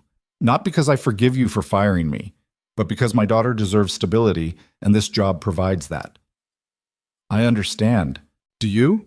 Because from where I'm standing, this feels like charity dressed up as opportunity. And I've spent my whole life refusing charity. Vivian set down her water glass and looked at him directly. You want honesty? Fine. You're right. I am offering you this job because of what happened with Mia. That's the catalyst. But the opportunity is real because your qualifications are real. You have skills we need. Skills I should have recognized years ago, but didn't because I was too busy measuring performance metrics to actually see people. That's a pretty speech. It's not a speech. It's the truth. She crossed her arms.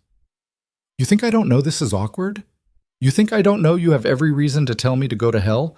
I fired you for being 16 minutes late after you saved my daughter's life. I humiliated you in front of a boardroom full of people. I was cruel and short-sighted and wrong. So why should I believe this is different? Because I'm telling you that I was wrong. Because I'm trying to fix it. Because... She stopped, struggling for words. Because when I watched that security footage, when I saw you check your watch in that alley, I realized I've built my entire career on a foundation that doesn't account for people like you. People who do the right thing when it costs them everything. And that foundation is broken. Ethan studied her face for a long moment. What happened to you that made you this way? What? You're smart, successful. You've built something impressive, but you're also completely disconnected from what actually matters. What happened that made you like this? Vivian felt her defenses slam into place like armor. That's not relevant. Isn't it? You're asking me to trust you, to work for you, to believe this is real, but you're still hiding behind professional distance and carefully constructed answers. If you want me to buy in, I need to know who you actually are. You don't need to know anything about my personal history to do your job. Maybe not, but I need to know if you're capable of change, and I can't tell that if you won't let me see past the CEO persona. They stared at each other across the kitchen, the air between them charged with something Vivian couldn't quite name. Upstairs, the girls laughed again. Vivian exhaled slowly. My father built Mercer Capital from nothing. He was brilliant and ruthless, and he taught me that success required sacrifice, that emotions were weakness, that the only things that mattered were results and reputation. He died when I was 25 and left me a company that was successful but soulless. I've spent 11 years trying to prove I could run it better than he did, trying to prove I was strong enough. And somewhere along the way, I became exactly like him. That's not an excuse. I know, but it's an explanation, and it's more than I've told anyone in years. Ethan's expression softened slightly. He sounds like he was hard to live with. He was impossible to live with. He missed every school event, every birthday, every moment that didn't directly contribute to the bottom line. My mother left him when I was 12 and I stayed because I thought maybe if I was good enough, perfect enough, he'd see me. He never did. He just saw an employee. And now you do the same thing to the people who work for you. Yes? The admission hurt. I did. I'm trying to change that. Change is hard. I'm aware. And it takes more than one good deed to undo years of damage. I know that too. Ethan picked up his water glass and took another drink. Okay. Okay, what? Okay, I'll give you a chance. Not because I trust you yet, but because I think maybe you actually want to be better. And that's worth something. Before Vivian could respond, the girls came thundering down the stairs, their footsteps loud and chaotic in a way that made the house feel alive. Mia appeared first, dragging Ava by the hand. Mom, can Ava stay for dinner? Please, we're playing mermaids and we're not done yet. Vivian looked at Ethan. Is that okay with you? Depends on what you're serving. I was planning to order pizza. Ava's eyes lit up. Pizza? Ethan smiled, a real smile that transformed his entire face despite the fading bruises. Pizza works. 2 hours later, they sat around Vivian's dining table, surrounded by pizza boxes and dirty plates, and the comfortable chaos of children who'd decided they were friends. Ava had come out of her shell completely, telling elaborate stories about her school and her favorite books and the neighbor's cat who was apparently evil. Mia listened with rapt attention, asking questions and contributing her own stories. Ethan and Vivian sat at opposite ends of the table, ostensibly supervising but mostly just watching their daughters interact. Ava doesn't usually warm up to people this fast, Ethan said quietly. She's been pretty closed off since her mom died. Mia's the same way lately. She's been having trouble sleeping since the incident, but right now she looks happy. Kids are resilient. I hope so. Ava turned to Vivian suddenly. Ms. Mercer. You can call me Vivian, sweetheart. Vivian, did my dad really get fired for helping Mia? The table went silent. Ethan tensed. Ava, we talked about this.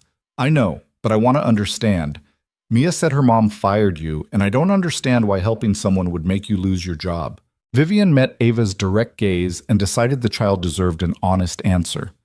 Yes, I fired your dad because he was late to work. I didn't know at the time that he was late because he'd just saved Mia, but even if I had known, I probably would have made the same decision because I had very strict rules about punctuality. That's a stupid rule. Ava, Ethan warned. Well, it is. Dad got hurt helping someone, and he got fired. That's not fair. You're right, Vivian said. It wasn't fair. I made a mistake, a big one, and I'm trying to fix it now by giving your dad a better job where the rules make more sense. Ava studied her for a long moment. Are you going to fire him again if he has to help someone else? No. In fact, his new job is specifically about helping people and keeping them safe. So if he's late because he's doing his job, that's exactly what he's supposed to be doing. Okay. Ava seemed satisfied with this. But you should know that my dad is really good at helping people. He helped a lady who fell down once, and he helped our neighbor fix his car, and he helps me with my homework even when he's tired. So if you fire him again, you're making another mistake. Mia giggled. Ethan looked mortified. Vivian felt something warm spread through her chest. Duly noted. I'll try not to make any more mistakes with your dad. Good. The conversation moved on to safer topics: school, favorite foods, whether cats or dogs were better pets. But Vivian couldn't stop thinking about what Ava had said. You should know that my dad is really good at helping people. The simple, fierce loyalty in those words. The complete conviction that her father was someone worth fighting for. When had Mia last defended Vivian that way? When had Vivian given her daughter reason to? After dinner, the girls went back upstairs to play while Vivian and Ethan cleaned up the kitchen. They worked in comfortable silence, falling into an easy rhythm, Vivian loading the dishwasher, Ethan wiping down the table and counters. "Your daughter is amazing," Vivian said. "She has her moments."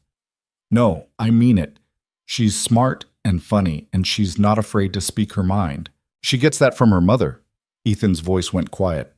"Sarah was like that. Couldn't stand injustice. Would argue with anyone if she thought they were wrong. Didn't matter who they were." "How long has it been?" 3 years in December. Cancer. Started in her lungs, spread everywhere. She was sick for 11 months. Fought like hell, but it wasn't enough. "I'm sorry." "Yeah, me too." He folded the dish towel and set it on the counter. Ava doesn't remember much about her. She was only 3 when Sarah died. Sometimes I catch her staring at photos like she's trying to remember, and it kills me. "Is that why you left the fire department? To be home more?" "Partially. Sarah made me promise before she died that I'd put Ava first, that I wouldn't let the job consume me the way it had started to. So I found something with better hours and less danger, and I've been doing that ever since." "Do you miss it? The paramedic work?" Ethan was quiet for a moment. "Every single day. But I miss Sarah more. And Ava needs a dad who comes home at night, not one who dies in a fire or gets shot on a scene. So I made my choice." "That must have been hard." "Hardest thing I've ever done besides watching my wife die." He looked at Vivian directly. "But you don't get to choose between hard and easy. You get to choose between different kinds of hard. And being there for Ava was less hard than losing her too." Vivian thought about her own choices, the years she'd spent prioritizing work over Mia, telling herself it was necessary, telling herself she was building something important. What was she building, really, and for who? "Can I ask you something?" she said. "Sure."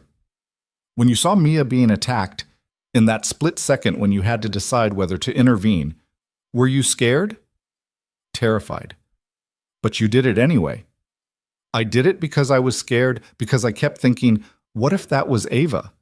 What if someone walked past her when she needed help? I couldn't be that person. I can't ever be that person." "I think most people would have called 911 and kept walking." "Then most people are wrong." The simple conviction in his voice made something shift in Vivian's chest. This was a man who'd lost everything: his wife, his career, his financial stability. And he still believed in doing the right thing, still fought for strangers, still stood up when standing up cost him. She'd built an empire, and she'd never fought for anything except market share. Upstairs, Ava's voice rang out. "Dad, can we stay longer, please?"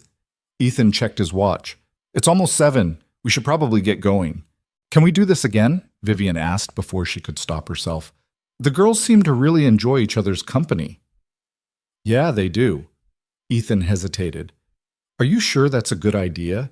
Me being your employee and us spending time together outside work? People might talk." "Let them talk." "Easy for you to say. You're the CEO. I'm the new guy who got hired under unusual circumstances. If people think there's something—" He stopped. "I just don't want this to get complicated. It's already complicated, but the girls are happy, and honestly, I think we could both use friends who understand what we've been through." "Friends? Is that so impossible?" Ethan looked at her for a long moment. "No, I guess not." They called the girls down. Ava came reluctantly, dragging her feet, asking if they could come back tomorrow. "Not tomorrow," Ethan said, "but soon." Mia hugged Ava goodbye at the door, a fierce squeeze that Ava returned with equal intensity. "Thank you for saving me," Mia said quietly. "Your dad is really brave." "I know," Ava whispered back. "Your mom is nice, even though she made a mistake." Mia giggled. Vivian walked them to the door. Ethan paused on the threshold. "Thank you for today," he said. "Ava needed this." "So did Mia. So did I, if I'm being honest." "I'll see you Monday morning, 9 o'clock?" 9 o'clock. Your office is 4012. Security will have your new ID badge ready at the front desk. Okay?" He started to leave, then turned back. "Vivian?" "Yeah?" "I meant what I said earlier, about giving you a chance, but I also meant the part about needing honesty. If this doesn't work, If I'm not what you need, tell me. Don't string me along because you feel guilty. I won't. Good. She watched them walk to Ethan's car, a 10-year-old Honda with a dent in the rear panel and a child's car seat in the back. He buckled Ava in carefully, checking the straps twice, then got in the driver's seat. The car pulled away, and Vivian stood in her doorway until the taillights disappeared around the corner. Mia appeared beside her. I like them. Me too. Can they come back next week? Maybe. Mom? Yeah, baby? I'm glad you gave him a job. He deserves it. Vivian put her arm around her daughter's shoulders. Yeah, he does. They went inside and closed the door against the autumn night.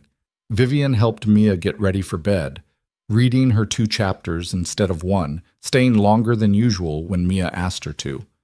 Later, alone in her own room, Vivian stood at the window looking out at the city lights and thought about second chances and redemption and whether people could really change. She'd spent her whole life believing that success was measured in profit margins and quarterly reports. That strength meant never showing weakness, that leadership required distance. But Ethan Cole had shown her something different. Strength that came from vulnerability, leadership through service, success measured in lives saved and children protected and promises kept to dying spouses. She didn't know if she could become that kind of person, didn't know if she could undo decades of conditioning and cold calculation. But watching Ava defend her father with such fierce certainty, watching Mia laugh for the first time since the attack, watching Ethan move through the world with quiet integrity despite everything he'd lost. Maybe it was worth trying. Her phone buzzed, a text from an unknown number.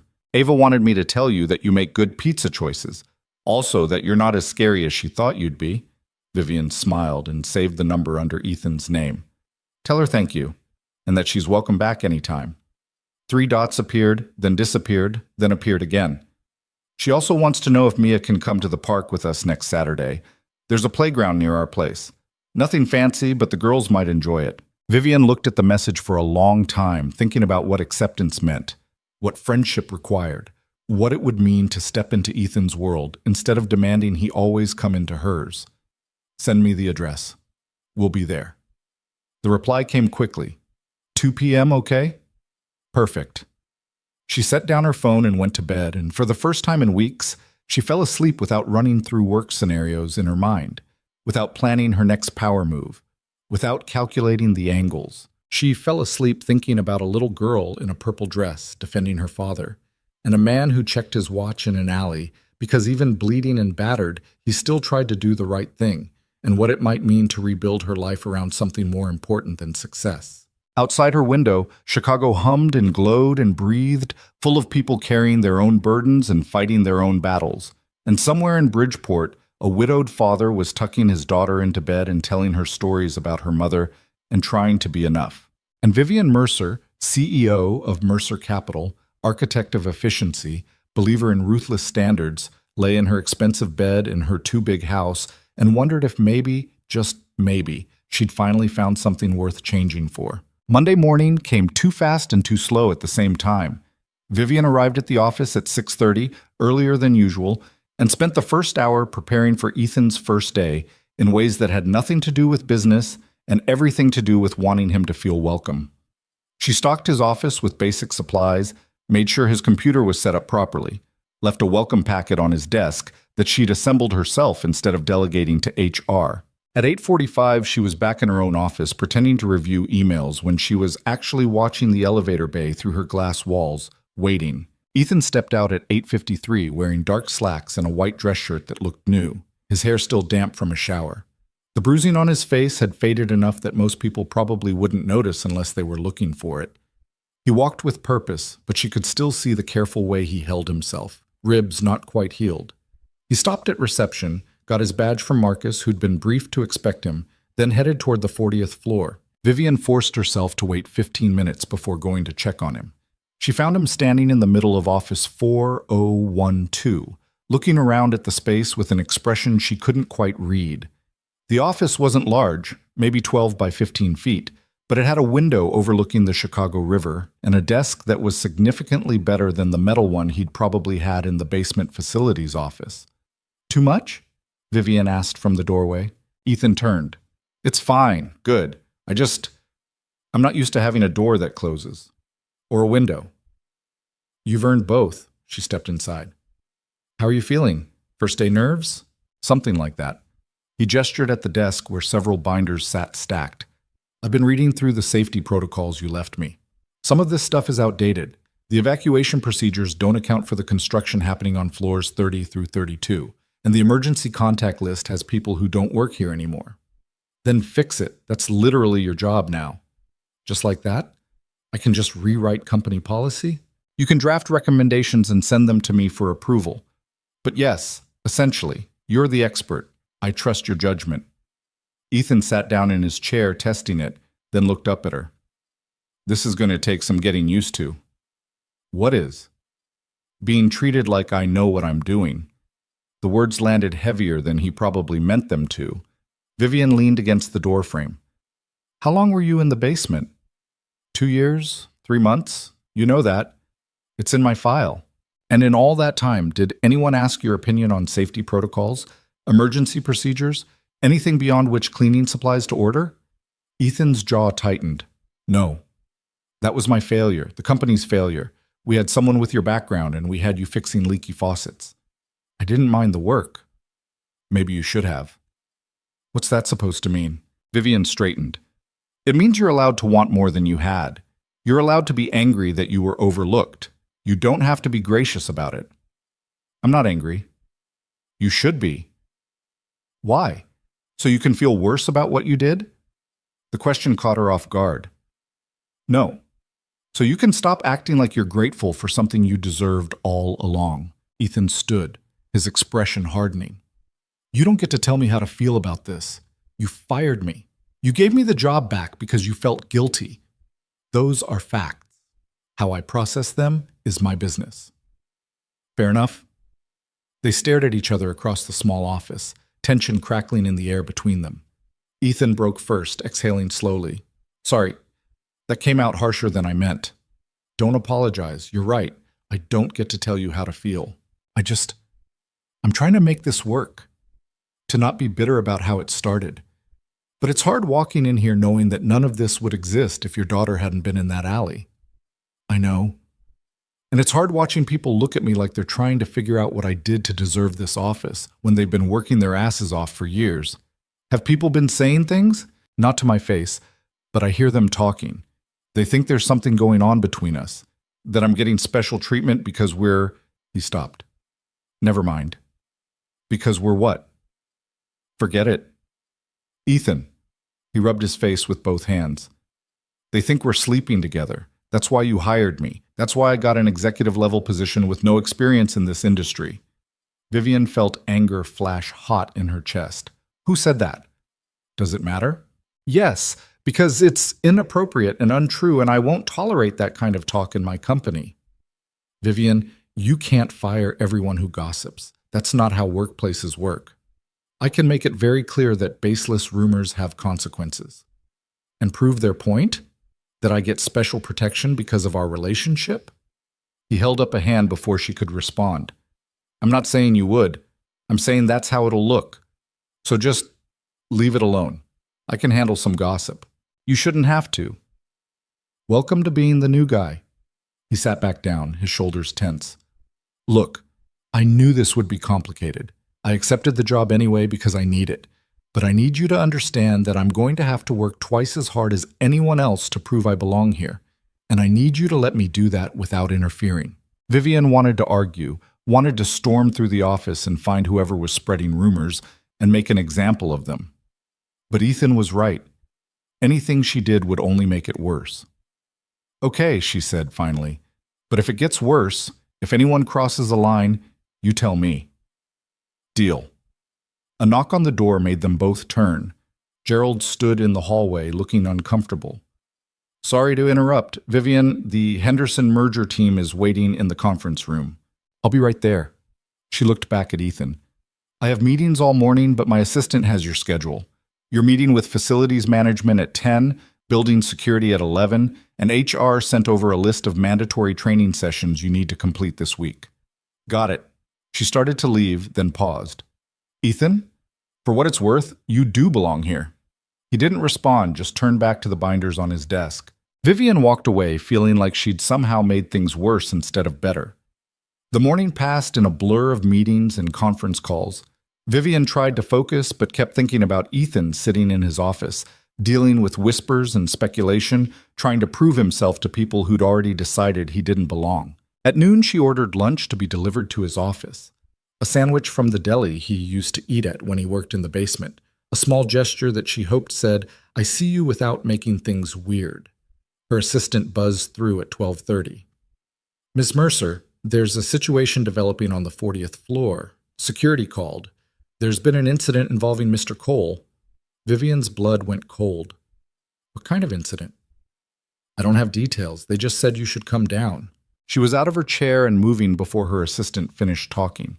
She took the stairs instead of waiting for the elevator, her heels echoing in the concrete stairwell, and emerged on the 40th floor to find a small crowd gathered near the break room. She pushed through. "What happened? Where's Ethan?" Marcus, the head of security, turned to her. "Miss Mercer, there was an altercation. Mr. Cole is fine, but where is he?" Marcus pointed toward the break room. Vivian pushed past him and stopped dead in the doorway. Ethan sat on the floor with his back against the wall, pressing a towel full of ice against his jaw. A woman Vivian recognized as Jessica Crane from accounting knelt beside him, and standing nearby, looking pale and scared, was a young man named Derek, something or other, from the IT department. "What the hell happened?" Vivian demanded. Everyone started talking at once.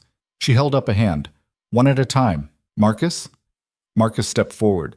"From what I can piece together, Mr. Cole was in the break room when Derek here made a comment. Mr. Cole responded. Derek took a swing at him." Vivian turned to Derek, who looked like he wanted to disappear into the floor. "You hit him?" "I didn't mean to. I didn't think he'd—" "What did you say to him?" Derek's face went red. "Nothing. Just, we were talking and—" "He called him the CEO's charity case," Jessica said quietly. "Said Ethan was only here because he was sleeping with you and that everyone knew it." The room went silent. Vivian looked at Ethan, who wouldn't meet her eyes. "Is that true?" "More or less," Ethan said quietly. "And you hit him?" "No, Derek swung first. I ducked. He hit the wall." Ethan gestured at Derek's right hand, which was already swelling. "I'm the one who got him ice." "Then why do you have ice on your face?" "I hit the wall too, on the way down. Ribs are still healing, and I moved wrong trying to get out of the way. Knocked my face into the counter." Vivian turned to Derek. "You're fired. Get your things and leave the building within the hour." "Ms. Mercer, I didn't mean—" "You physically assaulted another employee based on unfounded rumors. There's no version of this where you keep your job.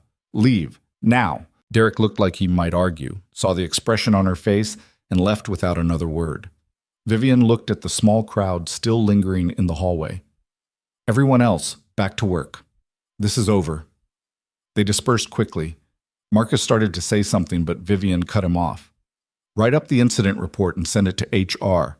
Make sure it's clear that Derek initiated physical contact and Mr. Cole defended himself." "Yes, ma'am. Us." When the hallway cleared, Vivian knelt down beside Ethan. "Let me see."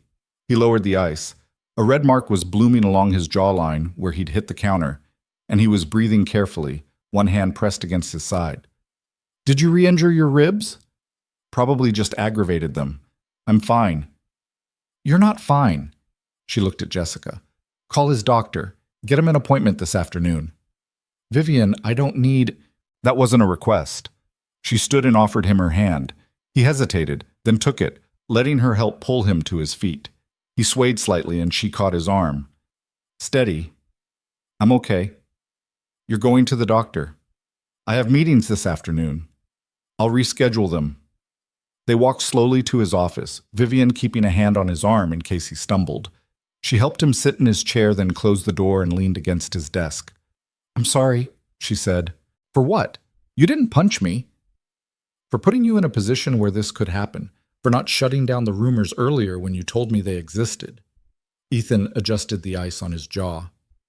"Not your fault people are assholes.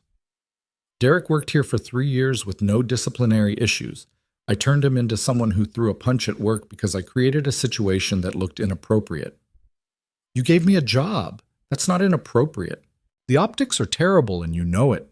Fired employee gets rehired at 10 times his previous salary days after saving the CEO's daughter.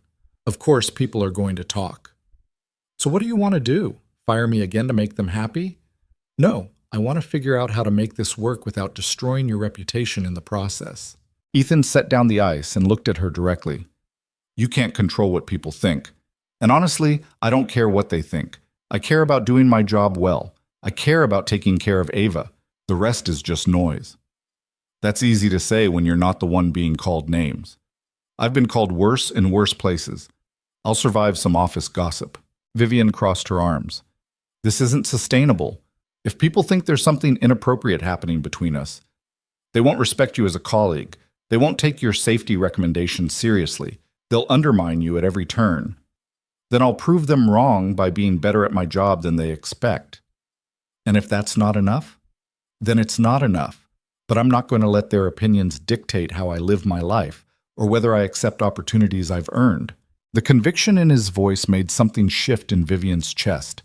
He wasn't backing down, wasn't apologizing for existing, wasn't shrinking himself to make others comfortable. When did you get so stubborn? She asked. I learned from the best. My wife used to say I was too nice, too willing to accommodate. She'd tell me to stop making myself small for people who wouldn't do the same for me. He smiled slightly. I'm still working on it, but I'm getting better. She sounds like she was smart. She was the smartest person I ever met, and the bravest. She fought cancer like it was a war she could win through sheer force of will. It didn't work, but she never stopped trying. His voice went quiet. She made me promise I wouldn't teach Ava to settle, that I'd show her how to take up space in the world even when people tried to make her feel like she shouldn't. That's a good promise. Yeah, so I'm not going to quit because Derek is an idiot, and I'm not going to hide in this office afraid of what people might say. I'm going to do my job and let the work speak for itself. Vivian's phone buzzed. A text from her assistant. Doctor's office can see Mr. Cole at 2 p.m., confirmed appointment. She showed Ethan the screen. You're going. Fine, but I'm coming back after. I have the security meeting at 4 and I need to review their current protocols before then. The meeting can wait. The building has outdated emergency procedures that could get people killed in an actual crisis. The meeting can't wait. They stared at each other, neither willing to back down. You're impossible, Vivian said. You're controlling. I'm concerned. I'm capable of taking care of myself. Evidence suggests otherwise, given that you've been injured twice in 2 weeks. Once. I got injured once. Today was just maintenance on existing damage. Despite everything, Vivian almost laughed. You're actually serious right now. Completely. He stood, moving carefully. I'm going to the doctor because you'll make my life miserable if I don't. But then I'm coming back and doing my job because that's what you hired me for. The doctor's appointment revealed what Ethan had already suspected. He'd aggravated the healing ribs, but hadn't rebroken anything. He came back to the office at 3:30, wearing a more substantial brace under his shirt, and carrying a prescription for stronger pain medication that he had no intention of filling. The security meeting went well. Better than well, actually. Ethan walked through the current evacuation procedures, pointed out 17 critical flaws, and proposed solutions that were practical and implementable. The security team listened with genuine respect, asked intelligent questions, and by the end of the meeting, they were treating him like an expert instead of an interloper. Vivian sat in on the meeting from the back of the room, ostensibly there to observe, but really there to make sure no one gave Ethan grief. She needn't have worried.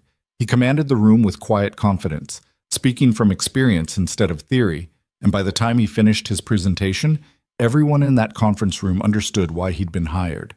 After everyone else left, Vivian walked over to where Ethan was gathering his notes. That was impressive, she said. It was basic safety assessment, nothing complicated. It was 17 fixes to problems we didn't know we had. You potentially just saved lives. Ethan shrugged, uncomfortable with the praise. Just doing my job. You've been here one day, and you've already made this building safer. That's not just doing your job. That's excelling at it. He looked at her then, really looked at her, and something passed between them that neither of them had words for. Respect, maybe. Understanding. A recognition that they were both trying to be better than they'd been. Thank you, he said finally. for believing I could do this. Thank you for proving me right. They walked out together, and for the first time since this whole complicated situation started, it felt almost normal. The rest of the week passed in a blur of meetings and projects and slow, careful progress. Ethan threw himself into his work with an intensity that impressed everyone who worked with him. He overhauled the emergency procedures, conducted safety audits on every floor, and found gaps in the building's fire suppression system that had been overlooked for years. By Friday, people had stopped whispering about how he'd gotten hired and started asking for his input on safety issues. The transformation was gradual but undeniable. Friday evening, Vivian was packing up her office when her phone rang. Ethan's name on the screen. "Hey," she answered. "Everything okay?" "Yeah, just wanted to confirm tomorrow. Park at 2, right?" "Right. Mia's been talking about it all week." "Ava too. She made me promise we'd stop for hot chocolate after." "We can do that." A pause. "Vivian?" "Yeah." "This week was hard, but it was good. Thank you for not giving up on me when things got messy. You made it easy. You did good work. I had help. You didn't need as much as you think." Another pause, longer this time. "I'll see you tomorrow." "See you tomorrow." Saturday arrived with perfect autumn weather again. Sunny, cool, the kind of day that made Chicago feel like the best city in the world instead of a place that would try to freeze you solid in 3 months. Vivian and Mia drove to Bridgeport, following the GPS to a neighborhood park that was nothing like the manicured green spaces near Vivian's house. This park was small and worn, with playground equipment that had seen better decades, and a basketball court where the pavement was cracked, but kids played anyway. Families gathered on benches, speaking Spanish and Polish and Arabic, and the air smelled like grilled meat from someone's cookout nearby. Ethan and Ava were already there, sitting on a bench near the playground. Ava saw them first and jumped up, waving frantically. "Mia, over here!" The girls ran to each other like they'd been separated for months instead of a week. They disappeared onto the playground equipment immediately, their laughter carrying across the park. Vivian sat down beside Ethan on the bench. "Nice spot." "It's not much, but it's close to home and Ava loves it." "Mia seems to love it too." They sat in comfortable silence for a while, watching their daughters play. Ava was showing Mia how to climb to the top of the wooden castle structure, and Mia was teaching Ava some kind of hand-clapping game that involved complicated rhythms. "How are the ribs?" Vivian asked. "Better. The brace helps." "And the gossip at work?" "Died down mostly. Turns out people lose interest when there's nothing scandalous actually happening." "I'm glad." "Me too." He stretched his legs out. "Ava's therapist says she's doing better, still having nightmares but less frequently. She says having Mia as a friend helps, gives her someone to talk to who understands what happened." Mia's therapist said the same thing about Ava. "I think they're good for each other." "Yeah." Ethan watched the girls playing. "Can I ask you something personal?" "Sure." "Why did you really give me the job? And don't say it's because I'm qualified. We both know there are 100 qualified people you could have hired." Vivian thought about how to answer that honestly. "Because when I watched you in that alley, when I saw you check your watch even though you were bleeding, I realized I'd been measuring success wrong my entire life. I'd built a company full of people who follow rules and hit targets and make money, but I didn't have anyone who would risk everything to do the right thing. And I wanted that. I needed that. That's a lot of pressure to put on one employee. I know. And I'm not saying I hired you to be some kind of moral compass for the company. I'm saying I hired you because you reminded me that there are things more important than profit margins." "Like what?" "Like integrity, like courage, like being the kind of person who saves strangers and takes care of their elderly neighbors and shows up even when showing up costs them everything." Ethan was quiet for a long moment. "I'm not a saint, Vivian. I'm just a guy trying to take care of his kid and make it through the day." "I know, but you're doing it with more grace than most people could manage." "Grace." He laughed quietly. "Sarah used to say that. She'd tell me I had too much grace for people who didn't deserve it, that I should be angrier about the things that happened to me. Maybe she was right. Maybe. But anger takes energy I don't have. I'd rather spend it on Ava." They watched the girls for a while longer. Mia had convinced Ava to go down the slide, and Ava was at the top looking terrified but determined. "You're a good father," Vivian said. "I'm trying to be." "No, you are. Ava is lucky to have you. I'm the lucky one. She's the only thing that kept me going after Sarah died. The only reason I got out of bed. If I didn't have her... He stopped, his voice rough. I don't know where I'd be. Vivian reached over and squeezed his hand briefly. Just a moment of connection, of understanding. He squeezed back, then let go. Come on, he said, standing. I promised hot chocolate. There's a place 2 blocks from here that makes the good kind with real whipped cream.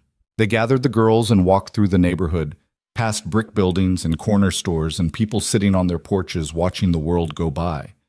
Ava held her father's hand and told Mia elaborate stories about the different houses they passed, and Mia listened with rapt attention. The hot chocolate place was called Rosa's, and it was tiny, just 6 tables and a counter where an older woman greeted Ethan by name.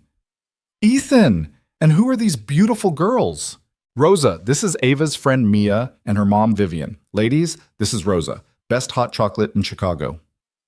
In the world, Rosa corrected with a wink. Sit, sit. I'll bring you the special. They squeezed into a corner table, the girls on one side, Ethan and Vivian on the other. Rosa brought 4 mugs of hot chocolate topped with mountains of whipped cream and a plate of cookies that she insisted were on the house. The girls demolished the cookies while the adults sipped their drinks, and for a while everything was perfect in a simple, uncomplicated way that Vivian had forgotten was possible. Mom, Mia said suddenly, can I ask you something? Of course. Why don't we ever come to places like this? Near our house, everything is fancy and expensive. This is more fun. Vivian felt her face flush. I don't know. I guess I just never thought to explore different neighborhoods. We should do it more. Ava says there's a really good taco place near her school and a bookstore that has a cat. Ethan smiled. She's not wrong. The cat's name is Senor Whiskers, and he's very judgmental about book choices. Can we go there? Mia asked. Please? Vivian looked at Ethan. He shrugged. I'm free if you are. 20 minutes later, they were walking into a bookstore called Stories and Tales, where a massive orange tabby cat sat in the window like a furry bouncer. The girls squealed and ran over to pet him while Ethan and Vivian browsed the shelves. This is nice, Vivian said quietly. I can't remember the last time I just wandered through a bookstore with no agenda. You should do it more often. I should do a lot of things more often. She picked up a book, read the back cover, set it down. Ethan watched her with an expression she couldn't quite read. What? She asked. Nothing. Just, you seem different today. Relaxed. Is that good or bad? Good. Definitely good. Their eyes met and held for a moment longer than necessary. Vivian felt something warm unfold in her chest, something that had nothing to do with gratitude or guilt, and everything to do with the man standing next to her in a bookstore on a Saturday afternoon, teaching her how to be present. Ethan! Dad! Ava's voice cut through whatever Vivian had been about to say. Mia found a book about mermaids. Can we get it? The moment broke. Ethan turned to his daughter. Is it for you or for Mia? For both of us. We can share. He pulled out his wallet, but Vivian stopped him. Let me. Consider it a thank you for introducing us to Rosa's. You don't have to. I want to. They bought the book and walked back to the park where their cars were parked. The sun was starting to set, painting the sky in shades of pink and orange that made even the worn playground equipment look beautiful. Today was really nice, Vivian said as they reached her car. Thank you for sharing your neighborhood with us. Anytime. Ethan glanced at the girls, who were already planning their next play date in excited whispers. They're really good together. They are. So are we, I think. As friends. Vivian smiled. Yeah, we are. Ava tugged on Ethan's hand. Dad, I'm tired. Okay, sweetheart. Let's get you home. They said their goodbyes, Ava hugging Mia, Mia hugging Ava, promises to see each other soon, and got into their respective cars. On the drive home, Mia chattered about the day while Vivian drove and listened and felt something that might have been contentment settling into her bones. When they got home, Mia went upstairs to read her new book, and Vivian stood in her too-big house and thought about the difference between where she lived and where Ethan lived, between the life she'd built and the life that was waiting for her if she was brave enough to reach for it. Her phone buzzed. A text from Ethan. Ava wanted me to tell you that today was the best day she's had since her mom died, so thank you for that. Vivian's throat tightened as she typed back, "Tell her it was one of the best days I've had in a long time, too." 3 dots appeared, disappeared, appeared again. Same here. She stared at those 2 words for a long time, understanding what they meant and what they didn't mean, and all the complicated space in between. This thing between them, this friendship, this connection, this slow, careful building of trust, it was good.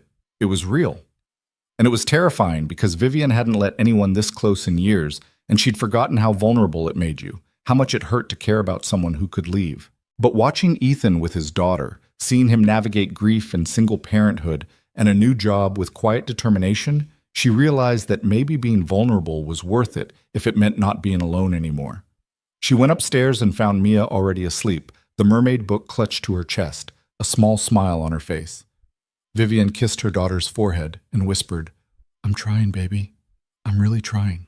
Then she went to her own room and fell asleep thinking about hot chocolate and second chances, and a man who'd taught her that sometimes the bravest thing you could do was just show up and be human. 3 weeks later, on a Saturday morning that arrived with the kind of cold that warned winter was coming whether Chicago was ready or not, Vivian found herself standing in the cereal aisle of a grocery store in Bridgeport, trying to decide between 6 different types of granola while Ethan leaned against the cart looking amused. "It's cereal," he said, "not a hostile merger negotiation. Granola is important. Some of these have too much sugar. Some don't have enough protein. And this one has—" She squinted at the label. "I don't even know what this ingredient is." "Then don't buy that one." "But what if it's the best one and I'm missing out?" Ethan reached past her and grabbed a box at random. "This one. Problem solved." "You didn't even look at the nutritional information." "It has oats and nuts. That's granola. Everything else is marketing." Vivian took the box from him and put it in the cart, shaking her head. "You're impossible. You're overthinking breakfast cereal. I overthink everything. It's who I am." I've noticed. They'd fallen into this pattern over the past few weeks. Casual time together that felt easy in a way Vivian hadn't experienced in years. Weekend grocery runs because Ethan knew which stores had the best prices, and Vivian had finally admitted she had no idea how normal people shopped. Playground visits where the girls played while the adults talked about everything and nothing. Dinners at each other's houses that started as obligations and became something they both looked forward to. Nothing had been decided or defined. They were just 2 single parents figuring out how to be friends while their daughters became inseparable and the lines between professional and personal got blurrier by the day. Mia and Ava were currently terrorizing the bakery section, trying to convince the woman behind the counter to let them sample every type of cookie.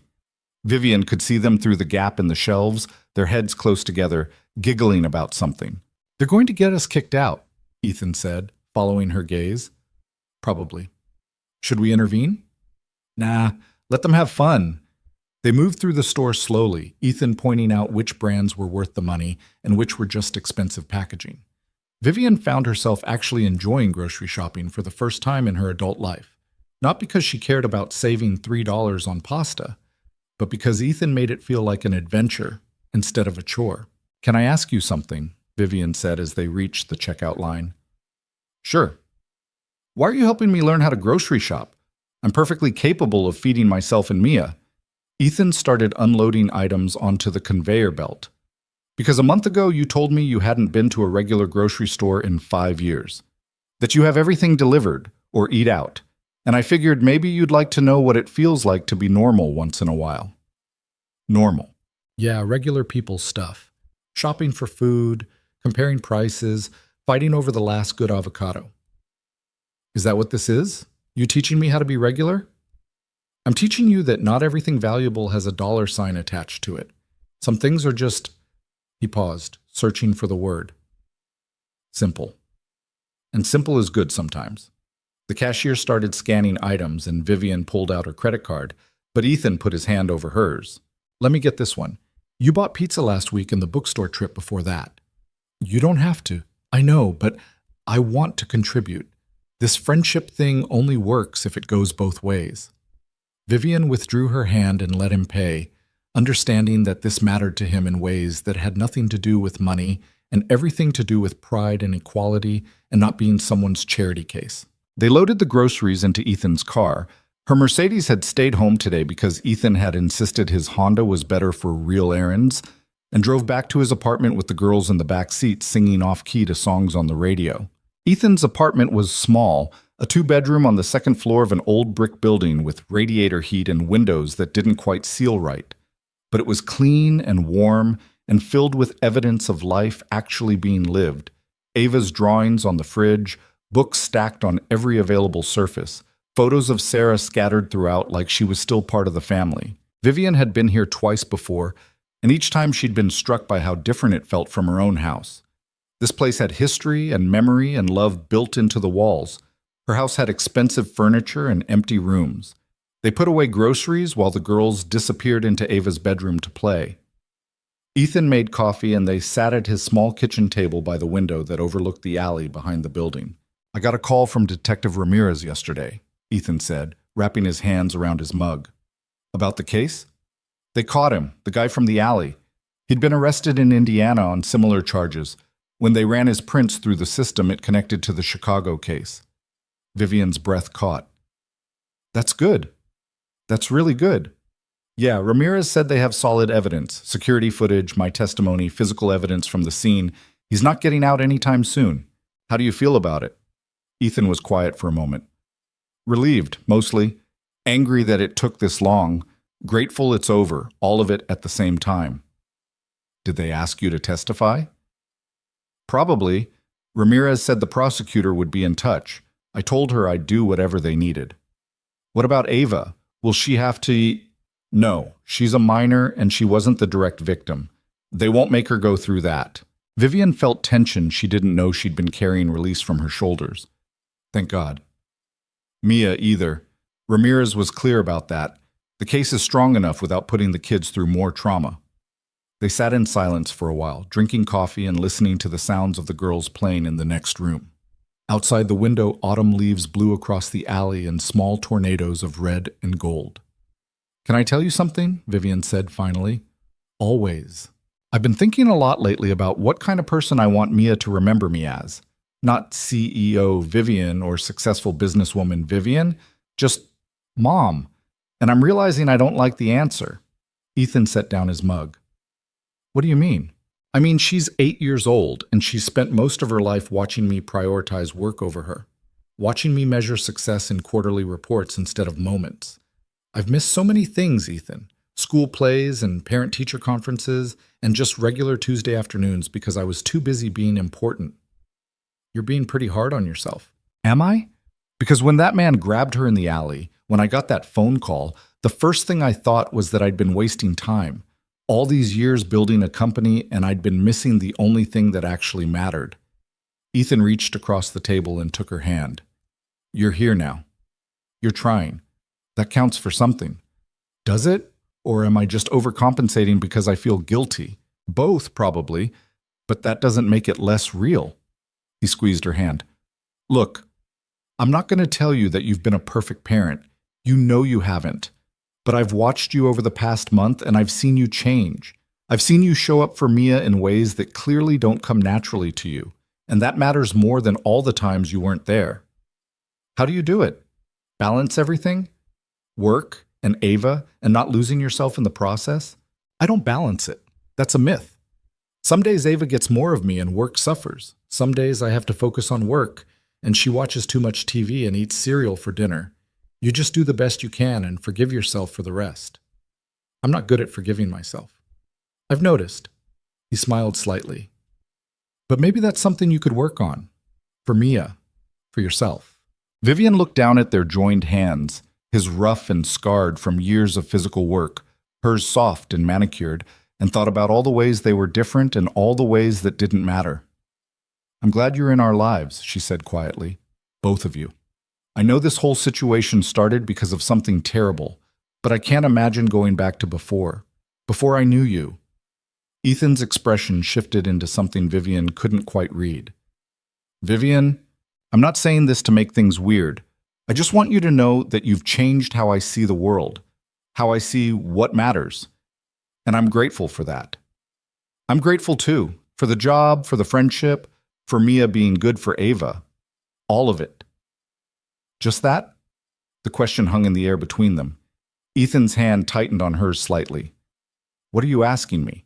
Vivian took a breath. I'm asking if this is just friendship to you. If that's all it can be. Because lately I've been feeling... She stopped, suddenly terrified. Never mind. Forget I said anything. Vivian. No, really, it's fine.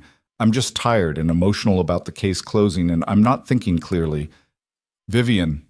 He said it firmer this time, making her stop. I've been feeling it too. Her heart stuttered. What? Whatever this is between us. I feel it. I've been trying not to because I work for you and it's complicated, and I don't want to mess up what we have. But yeah, I feel it. Oh. Oh? I wasn't sure if... She laughed shakily. I'm usually better with words. You're usually not talking about things that matter this much. No, I'm not. She looked at him directly. So what do we do about it? I don't know. What do you want to do about it? Honest answer? Always. I want to see where this goes. I want to stop pretending we're just friends when I think about you constantly and look for excuses to see you and care about you in ways that have nothing to do with work or our daughters. Ethan exhaled slowly. That's pretty honest. Too honest? No, just... He stood up, pulling her with him, and suddenly they were standing in his tiny kitchen facing each other with less than a foot of space between them. I need to be clear about something. Okay. I'm not looking for casual. I did casual after Sarah died, and it was empty and awful, and I won't do that again. Especially not with you. Especially not with our daughters involved. I'm not looking for casual either. And I need to know you're sure about this. Because once we cross this line, there's no going back to how things were. And if it doesn't work out, it affects more than just us. Vivian understood what he was saying, understood the weight of it. Their daughters were best friends. He worked for her company. Their lives were already tangled together in complicated ways that would make a breakup catastrophic. But she also understood that some things were worth the risk. I'm sure, she said. Terrified, but sure. Yeah? Yeah. He smiled then, really smiled, and it transformed his entire face. Okay then. Okay. I'm going to kiss you now, if that's all right. Please do. He did. Slow and careful and perfect in its imperfection, his hand coming up to cup her face, her hands finding his waist and pulling him closer. It was brief, but it was enough to change everything. When they pulled apart, Vivian was smiling and crying at the same time, overwhelmed by how much she'd been holding back without realizing it. You okay? Ethan asked softly. Yeah, more than okay. I didn't think I'd feel like this again.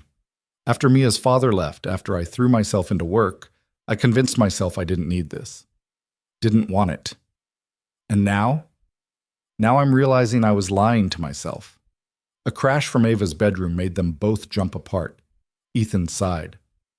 I should check on that. Probably.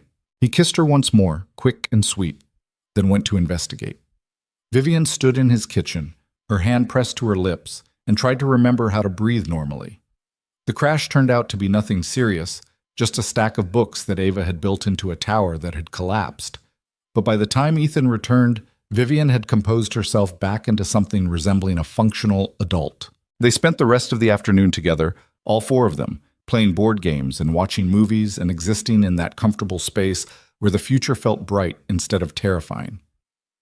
When it was time to leave, Mia hugged Ava goodbye and Vivian found herself standing in Ethan's doorway, not wanting to go. Same time next week? He asked. Or sooner, if you want. I want.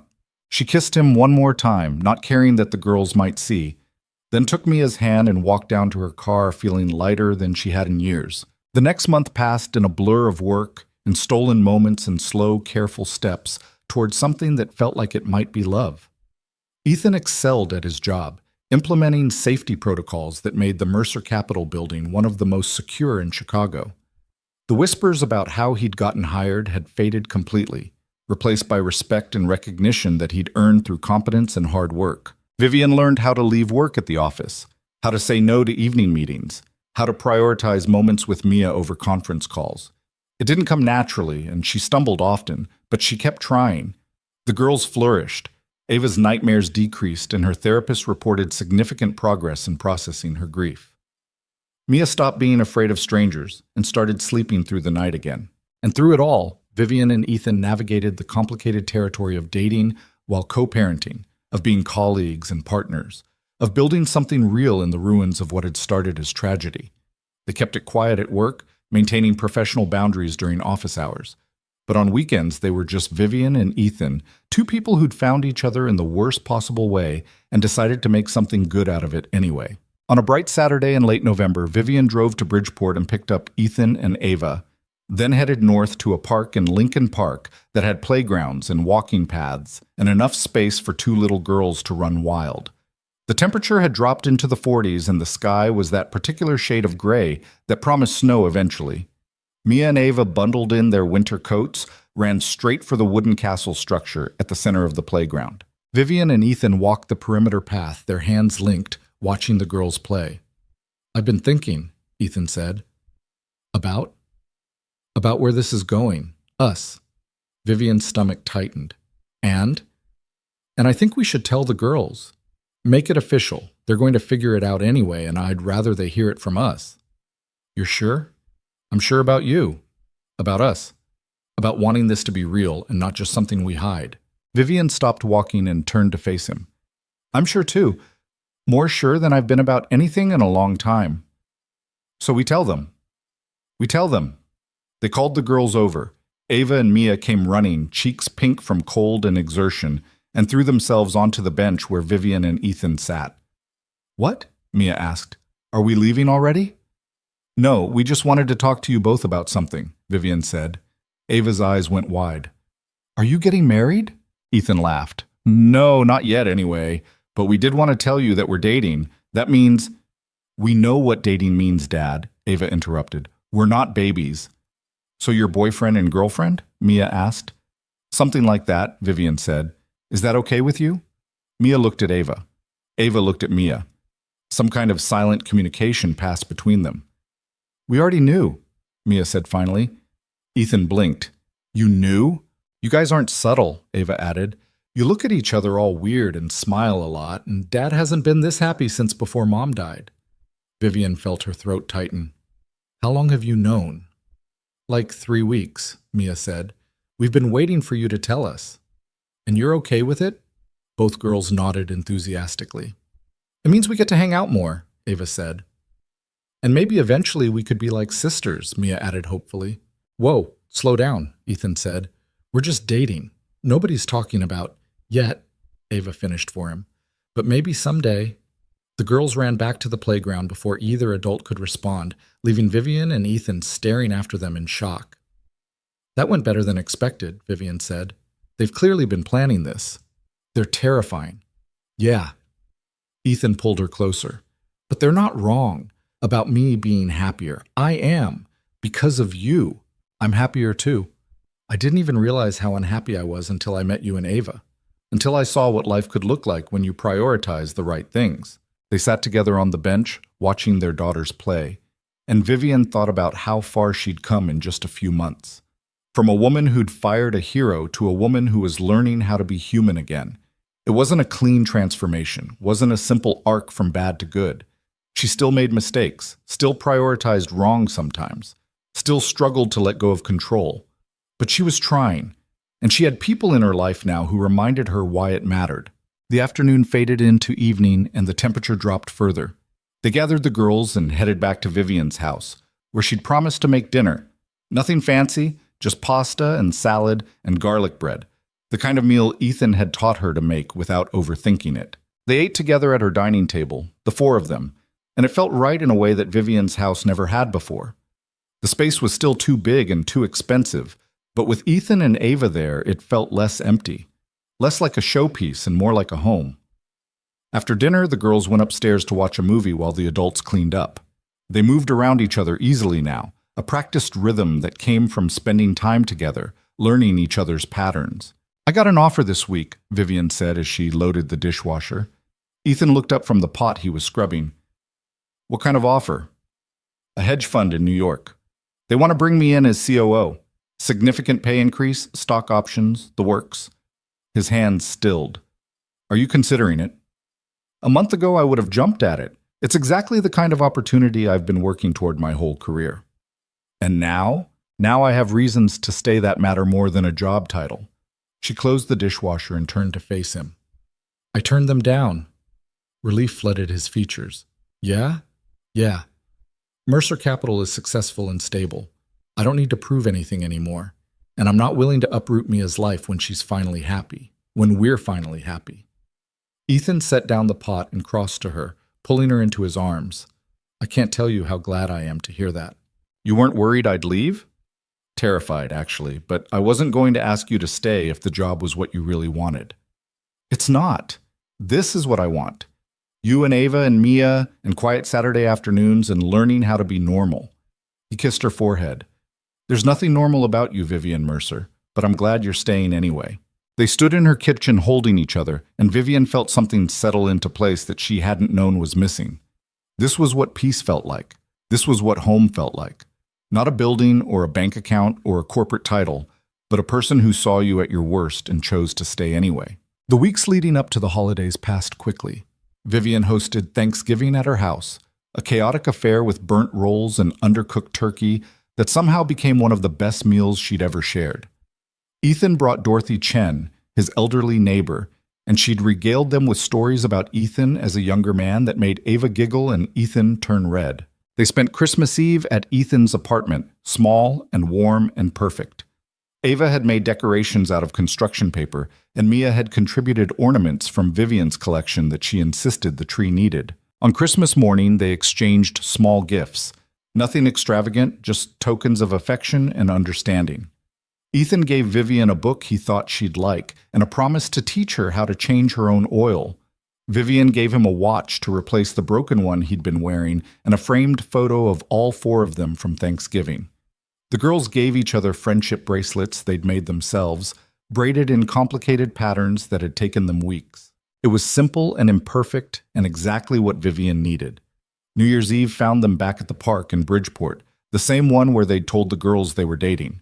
The temperature was brutal, well below freezing, but they'd bundled up and come anyway because Ava wanted to see the fireworks from the neighborhood display. The girls played on the frozen playground equipment while Vivian and Ethan stood close for warmth, watching the sky for the first burst of color. This year was insane, Vivian said. That's one word for it. A year ago, I was a completely different person. I measured success in profit margins. I barely saw my daughter. I thought compassion was weakness. And now? Now I know better. Now I know that the strongest people are the ones who show up even when it's hard, who fight for strangers, who sacrifice everything for the people they love. She looked up at him. People like you. I'm not that special, Vivian. Yes, you are. You saved my daughter. You saved me. You showed me what it means to actually live instead of just existing. You did that yourself. I just gave you a reason to try. The first firework exploded overhead, painting the sky in gold and silver. Ava and Mia cheered, their voices carrying across the frozen park. Ethan pulled Vivian closer. I love you. I should have said it sooner, but I'm saying it now. I love you. Vivian's breath caught. I love you too, so much it scares me sometimes. Good scared or bad scared? Good scared, the kind that means it matters, the kind that means I have something to lose. You're not going to lose me. I'm not going anywhere. Another firework burst, then another, filling the sky with color and noise and light. The girls danced and laughed, and Vivian stood in Ethan's arms watching her daughter be happy, watching Ava be carefree, watching the world they'd built together shine bright against the darkness. She thought about the moment in that alley months ago, the split-second decision Ethan had made that changed everything. He could have walked past, could have called the police and kept going, could have chosen safety over action. But he hadn't. He'd chosen to fight, to bleed, to sacrifice himself for a child he didn't know. And in doing so, he'd taught Vivian the most important lesson of her life, that true strength isn't measured in power or profit or success. It's measured in the moments when you choose to be brave, when you choose to be kind, when you choose to see people as humans instead of metrics. Ethan had done that for Mia. And then, without meaning to, he'd done it for Vivian too. He'd seen past the CEO facade to the lonely, broken woman underneath. He'd given her grace when she didn't deserve it. He'd shown her that change was possible if you were willing to do the work. The fireworks continued, each burst more spectacular than the last. Mia and Ava grabbed each other's hands and spun in circles, their laughter cutting through the cold night air. "Dad," Ava called. "Vivian, come here!" They walked over. The girls pulled them into their circle, all four of them holding hands now, connected. "Make a wish," Mia said. "For the new year."